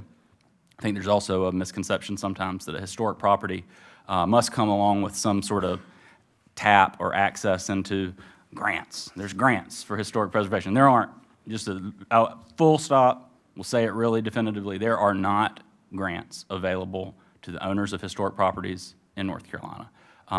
Sometimes towns and local governments get themselves in trouble because they buy a historic property and say, oh, this would make a great park, this would make a great new amenity for our community, and unless you're willing to pay twice what it's going to cost you to build a new one, you're going to not be able to deliver the amenity that you wanted to deliver because there are no grants. There's no extra money that comes from somebody else to help pay for historic properties. And so really sort of the structure, big picture in our country and in our state is not that we fund and support historic preservation through grants, but we support it through tax credits. So if a private property owner, not the government, not a nonprofit, but somebody with an income tax liability, buys a historic property, makes a big investment of their own money into it, then the state and federal governments do say, thank you, that was a valuable thing to our community. We will allow you to count that as part of your tax contribution this year. You don't have to pay that piece of your taxes. There's obviously more complicated things than that. Talk to a CPA, I'm not one. And that opportunity is only available for properties that are on the National Register. As I mentioned, Wendell does not have a ton of those. It has fewer today than it did a couple of years ago. this is one of those properties. So I'm very excited about somebody pursuing at least the opportunity for a tax credit project here. I don't know anything about the specifics, but certainly an opportunity. And just a little bit more on tax credits. I think sometimes there's this idea that, I'd love for this grand house to be turned back into somebody's grand house. And that's an option, and there are tax credits for that. But if you, sort of the policy that the state and federal governments have adopted is that if a person will take a historic building, invest in it, bring it back to life, reuse it, adaptive reuse, all that sort of thing, and make it a business, make it a community asset, make it something that provides jobs to people in the community, revenue for the community, amenities for the community. If you will make a income-producing property out of your historic preservation project, then your access to tax credits booms. You get a whole lot more benefit out of it. So we have a structure sort of around historic preservation in our state and our country that says the best thing that we can do for historic preservation is to have private property owners buy properties, restore them, and make them profitable. This does all those things. And so we also have, like I said, the leaders in historic preservation in our community leading the effort, which to me, like I said, I play a historic preservationist sometimes because I care about it and I like it. I'm not one. There are two I know that are sitting in this room that are going to be deeply involved in the future of this project, at least for the rest of their careers. They will have folks who succeed them who will be parts of this project that are true historic preservation professionals for the future use, future life of the property. Those are great things. Those are things that we cannot require at all. This board has no authority to require any of those things that I've just said. And so I'm appreciative to CAP for doing a project in Wendell. I'm appreciative to CAP for bringing us a project that I do think provides that activation of a donut hole within our community into something that can be a real community asset while still preserving historic preservation or the historic character of the property. I also appreciate you listening to the feedback you got earlier in the year. This is a different project than you talked about at the beginning of the year. Frankly, I don't think that Wendell probably has enough event venues, and I was kind of excited about the use, that potential. But you listened to the feedback you got, which is more important than just my feedback. This reflects that. I'm very comfortable with the version that's before us tonight. And looking forward to seeing the work get started. Thank y'all. Anyone else? All right. Madam Mayor? Sorry, close. I'm waiting. Close the public hearing. That was a former Mayor Pro Tem move right there, wasn't it? It was. Sorry about that. It was. That's just a demonstrative of eagerness, maybe. So we've closed the public hearing. What's y'all's pleasure? Madam Mayor, I will make a motion to approve rezoning of approximately 8.97 acres from rural agriculture to neighborhood center conditional district to create Eagle Rock Junction and adopt the attached ordinance with the proposed 11 conditions listed. Is that okay, Mr. Town Attorney?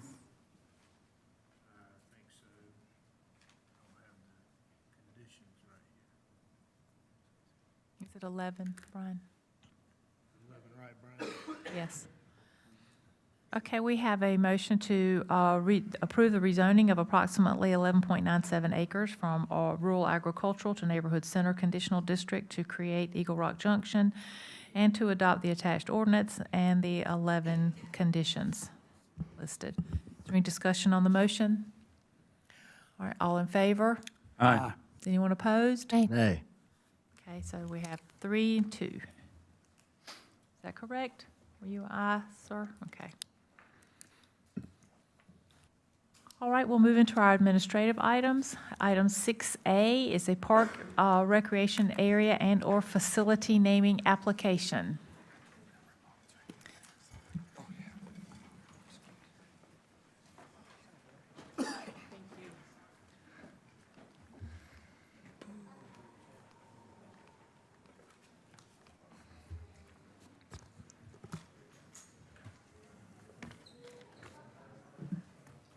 Want me to wait?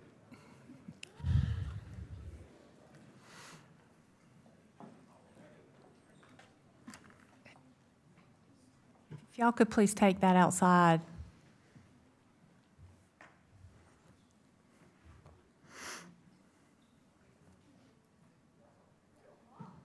Okay, go ahead. Good evening, Madam Mayor and Commissioners. I'm here tonight seeking approval for a Parks and Recreation area and/or facility naming application. In April, I received an application from Brandon Strickland to name a portion of the new Wendell Athletic Field Complex, be the football stadium portion of that project to be named after Tookie Gully. So I did ask for Brandon to give me a little write-up, because he knows a lot more about him than I do. So he said that Tookie was a volunteer coach for the Wendell Rams for over 47 years. He was the kind of coach who didn't chase wins, but truly cared about kids and being a mentor. Tookie was a role model for a lot of kids who may not have the best home life and used football to teach life lessons. He often provided meals and bought things for the kids who did not have the means. Near the fall of the year, he would ride around and ask for bike donations to fix, or he would buy them for kids in need for Christmas gifts. A lot of our current younger coaches played for Tookie. There were many days you would find him sitting in the car just looking at the football field, just thinking about the upcoming season. In summer, he embodied what a coach should be and did so faithfully for 47 years. Having the new football stadium named after him would be a great honor. So I took the application to the Parks and Recreation Board during their May meeting, and they voted unanimously in favor of naming the facility. Are there any questions from the board? Can you remind me, I just hadn't looked at a drawing of the complex recently. What, like, not that I need a drawing, but like out of the whole thing, what is the football portion? What are we talking about? The large turf area is soccer fields. Grass soccer field on the left-hand side of the parking lot. The stadium, football stadium, is on the right-hand side of the parking lot. Thank you. Well, I'll say something. I sure do miss Mr. Tookie. He came and visited me every week for years.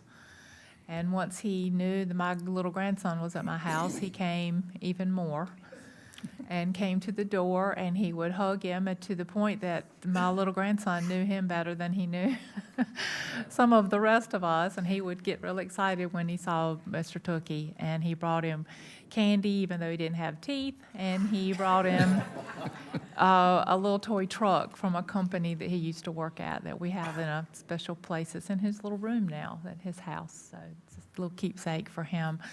And he would hug him and love him, and he never stayed long because he had a lot of other visits, I think, that he had to do. And a lot of times he never even came in the door. He would just hug him like this and then go, because he had some other places he needed to go. But I find that this time is going by, I really miss his little visits, and I enjoyed him picking on me and dropping by and telling me and calling me about someone who needed something. So I would guide him in that way. I can't think of anybody more deserving, and I wish he had lived long enough to know that we were going to do this for him. Sorry, echo that totally. He was such a part of Wendell, and he embodied the spirit of Wendell, and there are so many people that have just moved here that have, they know who he is. And I'm really excited about the opportunity for that name, for his legacy to live on for years and years to come, and he can continue to impact those that play on that field. Yeah, this is awesome. I'd just quickly add, I remember I live a couple blocks away from Thompson Field. Rams Field is what I was going to say, and I know that's not quite right. But I remember one day during football season, right after I moved, I was standing in my front yard one afternoon, and I knew who Tookie was, kind of. I think he knew my family a little bit, but I didn't really know him, and he didn't really know me. And he pulled his Suburban over, big white Suburban over into my front yard and just said, "Hey, I need you to come help. We got to work the concession stand." And just, it's like, where? I don't know. I mean, I just moved into this house. Where am I going?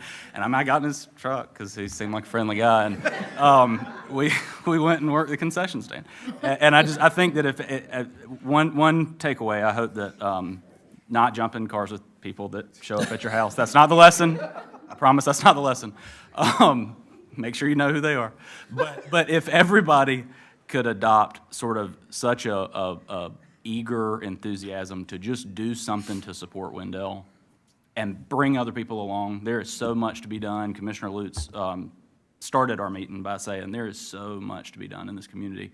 The growth comes with a whole lot of new tasks and a whole lot of new need for volunteers and community boosters. And Tookie left a big hole in the sort of network of Wendell's community boosters. So it's going to take many more people to jump in and keep taking that mantle. So I hope that that's something folks will keep in mind every time they see that sign on the field.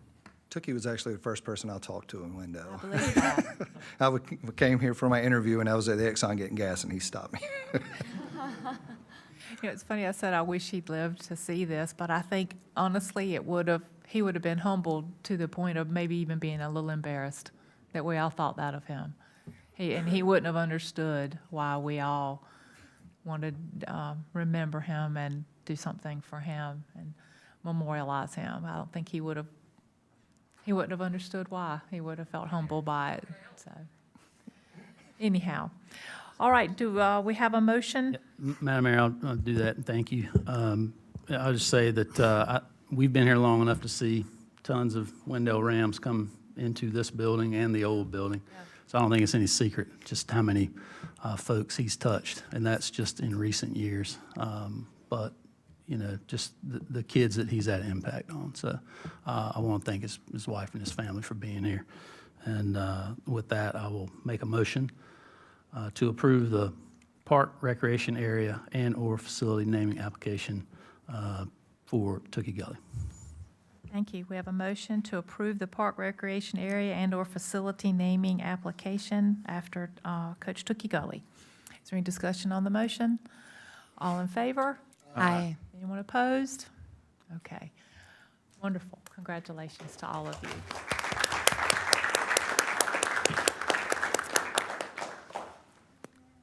All right. All right, item 6B is a fee waiver request by Diana Mangum to host the Children with Disabilities Resource Fair at the Wendell Community Center. Thank you, Madam Mayor.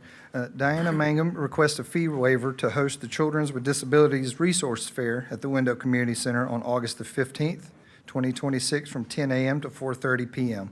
This event will offer resources for parents of children with disabilities, including therapies, Special Olympics, special needs trusts, dentists, and haircuts. They will be setting up starting at 10 a.m. with the event lasting from 12 p.m. to 3 p.m. and cleanup would conclude at 4:30.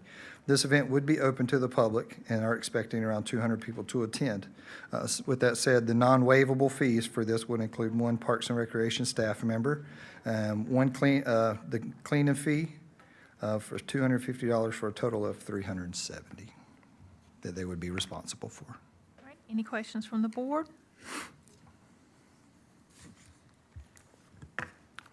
Madam Mayor, I'll make a motion to approve your request to waive eligible fees for the use of the Wendell Community Center for Diana Mangum on August 15th, 2026. Okay, thank you. We have a motion to approve the request to waive eligible fees and the use for the use of the Wendell Community Center for Diana Mangum for August 15th, 2026. Is there any discussion on the motion? All in favor? Aye. Anyone opposed? All right, thank y'all.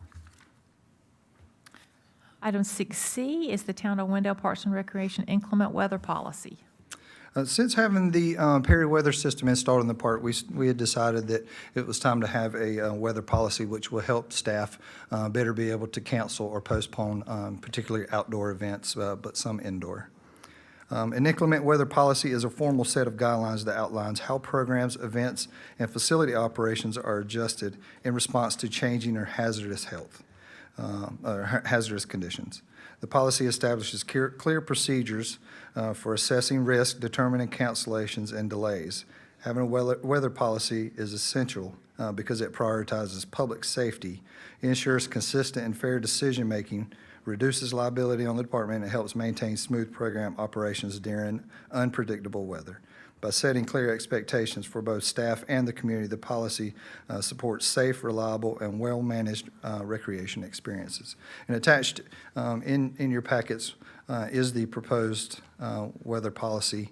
And these were pulled from various other communities and also from Perry Weather's site itself, especially dealing with heat indexes. So those are where a lot of these numbers came from. If you have any questions about any of those. Okay, any questions? I actually do have one question, Madam Mayor. I know that we've had some situations arise over the course of time. Have we sort of pressure tested this policy like an overlay on previous circumstances? Yes, sir. This came up about a little after we had installed the Perry weather system. Stephanie and I had sat down and started discussing weather policy. So over the past year, we've been using these, particularly last summer during the heat, testing those heat indexes, and using the recommendations from other communities and also from Perry. Okay. But that's basically what we've been doing. It just gives us policy to say why. Perfect. Thank you, sir. And then that's available for staff, so Yes. it's the same every time. Yes, ma'am. Yeah. All right, anything else from the board? I'll make a motion, Madam Mayor, to approve the Town of Wendell Parks and Recreation inclement weather policy. Okay, thank you. We have a motion to approve the Town of Wendell Parks and Rec inclement weather policy. Is there any discussion on the motion? All right, all in favor? Aye. Anyone opposed? All right, item 6D is the approval on selection, approve selection and authorize the town manager to negotiate and execute a contract for the request for proposals for services for the Town of Wendell Parks and Rec Open Space Plan. Thank you, Madam Mayor.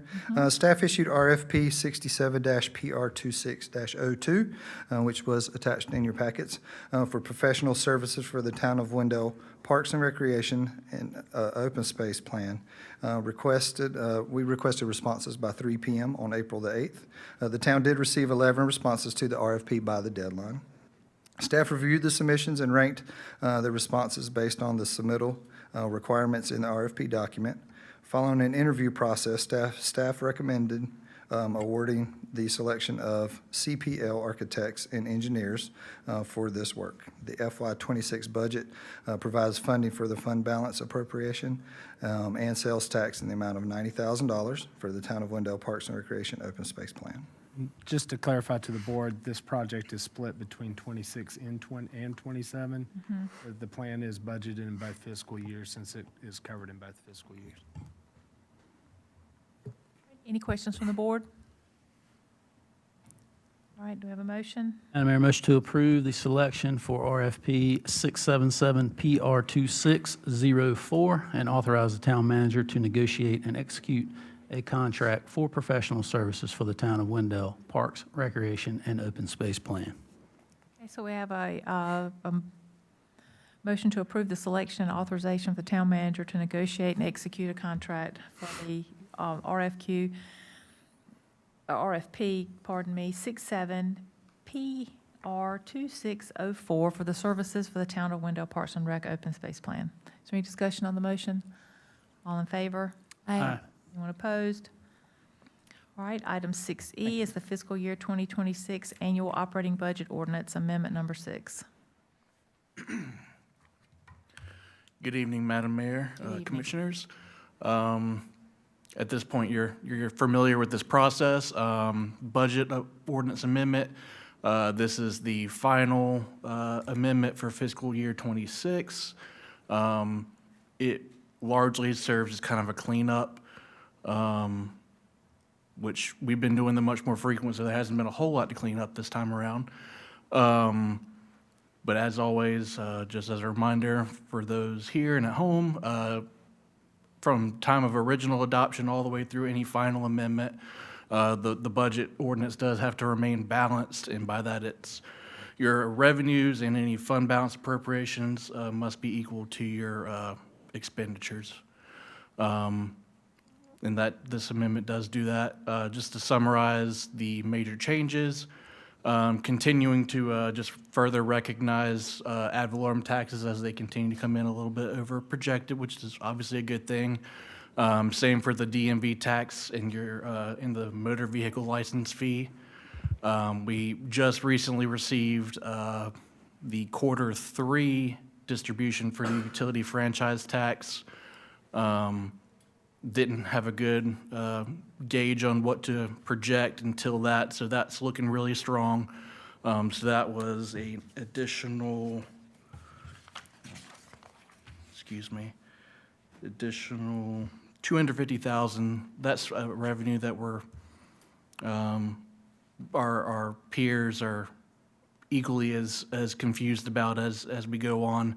It's largely driven by electric sales tax, and as well as pipe gas, but with the utility commission increasing rates or approving rates increases, taxes obviously go up with that as well.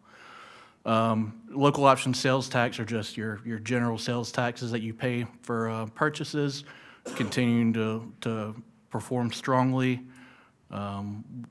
Statewide, I believe, was about 3%. We're continuing to trend between 20 and 30% year over year. Again, we're doing our best to stay on top of that, but it's a wild time. Increased revenues across other sources, and fortunately, this actually allows us to fully reduce our fund balance appropriation for the year. Part of that was obviously these large revenue increases that we're continuing to see, as well as some will be reappropriated in FY27 for a lot of your capital projects, largely what Jeff was presenting to you earlier in the evening. The expenditure side of things, various salary-related increases across all departments. The board, a previous board approved a personnel policy that allows for a vacation payout for those that meet certain criteria. That's kind of hard to judge how much you're going to need at any point in time until it's time to really calculate that payout. See, town managers. Yeah, in 27, though, we did make an adjustment to the salary lines in all the departments to account for that, so we won't have to do the budget adjustment like we did this year. It's not a laser strike, as Mark would say, but it should give us enough play to not have to come back to you for that particular purpose. A few other expenditure increases. We had a police vehicle that was on order. We didn't expect it to come in till next fiscal year. It came in a little early. So we're going to go ahead and we're purchasing the upfit equipment for it. The NCDOT finally released what we owe them specifically for the sidewalk project, the LAP-funded project that we finished. It's probably been close to a year ago at this point. But they're sending us their expenses for overseeing the project. And then a reduction in transfer to stormwater fund. That's the final of the general fund side of things. And very minor things for the debt service and the stormwater fund. Not really, nothing in particular, honestly. It's just the way things shook out. We're able to redistribute things.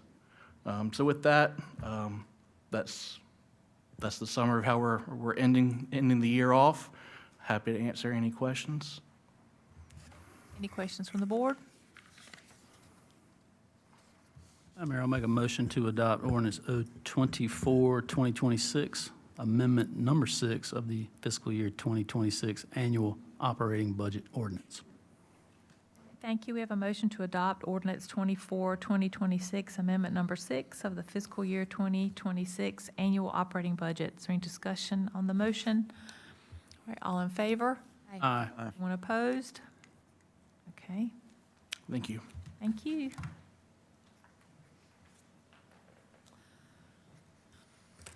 Item 6F is the approval of a selection and authorization of the town manager to negotiate, execute a contract for the request for qualifications for downtown streetscape design. Mr. Brown. Thank you. Good evening, Mayor, members of the board. Tonight, we have before you an RFQ that was issued. This is for downtown streetscape project, as well as parking lot design for a parking lot downtown associated with the Apollo project. RFQ was issued. We had 3 submittals. Town staff reviewed and selected Withers Ravenel as the most qualified firm. And so tonight, you have before you a motion to approve the selection and authorize the town manager to negotiate and execute a contract for the request for qualifications, RFQ number 677-TM26-07 for downtown streetscape design. Happy to answer any questions. All right, any questions from the board? Excited to get going, Madam Mayor. I'll make a motion to approve the selection and authorize the town manager to negotiate and execute a contract for the RFQ, request for qualifications, 677-TM26-07 for downtown streetscape design. All right, thank you. We have a motion to approve the selection and authorize the town manager to negotiate and execute a contract for the request for qualifications, RFQ 67TM2607 for downtown streetscape design. Is there any discussion on the motion? All in favor? Aye. What? Thank you. Hear something. Is that rain? No. Oh, yeah. Commissioner Eatman drove a golf cart tonight. In the rain. All right, we'll move into our other business, the update on board committees, and the only one we have tonight is Campo. Commissioner Eatman. I did not prepare a report for our Campo meeting. I am very sorry. We did have a Campo meeting last week. For the most part, the presentations were relatively routine updates, but Brian, there was, the big thing is the new step, step 8.0. So the prioritization for the big 10-year capital projects plan, I only said Brian's name because lots of town staff helped me be more prepared than this when I go to those meetings. But the big thing I think there for all of us to know is that the widening of 264 from Wendell Boulevard at Sheets out to where 264 and 64 split off in Zebulon, making that 6 lanes instead of 4, has been on the plan and then off the plan. It's back in this plan. So that's a good thing. Would like for it to stay in the plan long enough to actually get built. But all things considered, moving in the right direction, as well as a project to coordinate the traffic signals here and in Zebulon. So I think to that point about connectivity and making sure that people can get to the highway and move through the region efficiently, it is amazing how much it costs, number one, to make traffic signals coordinate, because they are not all just a network of AI smart things that you got to make them do that. Anyway, I think it can also make really big benefits to mobility around the community. So excited about both those projects. Look forward to seeing them stay in the plan and be funded and delivered in the next decade. Thank you. We'll move into our commissioners' comments and start with Commissioner Deloach. Thank you, Madam Mayor. I'll just quickly say that we had first responder breakfast this past week, and you were very excited when you came up to me and suggested that we wear Canes gear tonight. So I want to thank you for that. I personally have manifested this for quite some time. I would like to say that I'm somewhat responsible because essentially Valerie and I have eaten the same thing and worn the same clothes and done the same things for months, it seems. And so now life's getting back a little bit to normal. So congratulations, Carolina Hurricanes.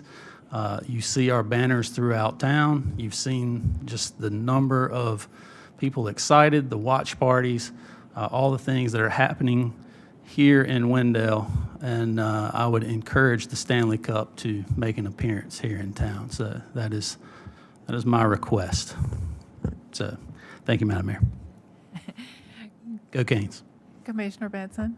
All I have to say is go Canes. And agreed, we can figure out how to host the Stanley Cup somewhere here downtown in Wendell. We'll leave the banners up. I think that's okay, right? We can leave the banners up for a while so that we can bring the cup in.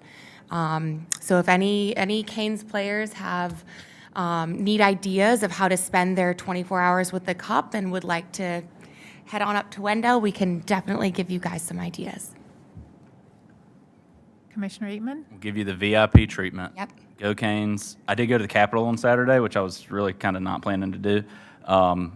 It is very unsettling to watch like 100,000 people walk at you down Hillsborough Street. Well, the 180 now. The other 80 were on Fayetteville Street. So, not to wax sentimental or philosophical, I think that we all need a lot more things that we can find in common to rally around and that bring us together across some of the sort of teams that we find ourselves on a daily basis or in other arenas. So this arena is a great one to bring a lot of people together. North Carolina is maybe different than a lot of other places in the country that we don't have lots of statewide teams. We got a whole lot of interstate rivalries.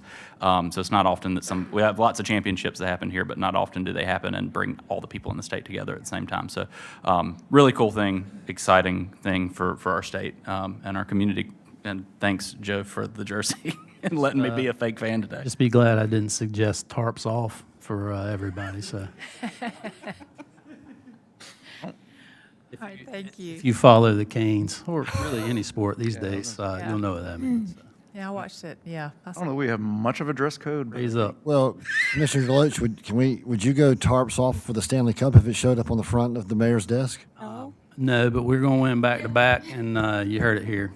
Probably Yeah. 10th time, but we'll be back next year doing the same thing. All right, Commissioner Honeycutt? Yes, and speaking to Commissioner Eatman's point of rallying around, it'd be great to rally around one more team. Perhaps Major League Baseball would just be awesome.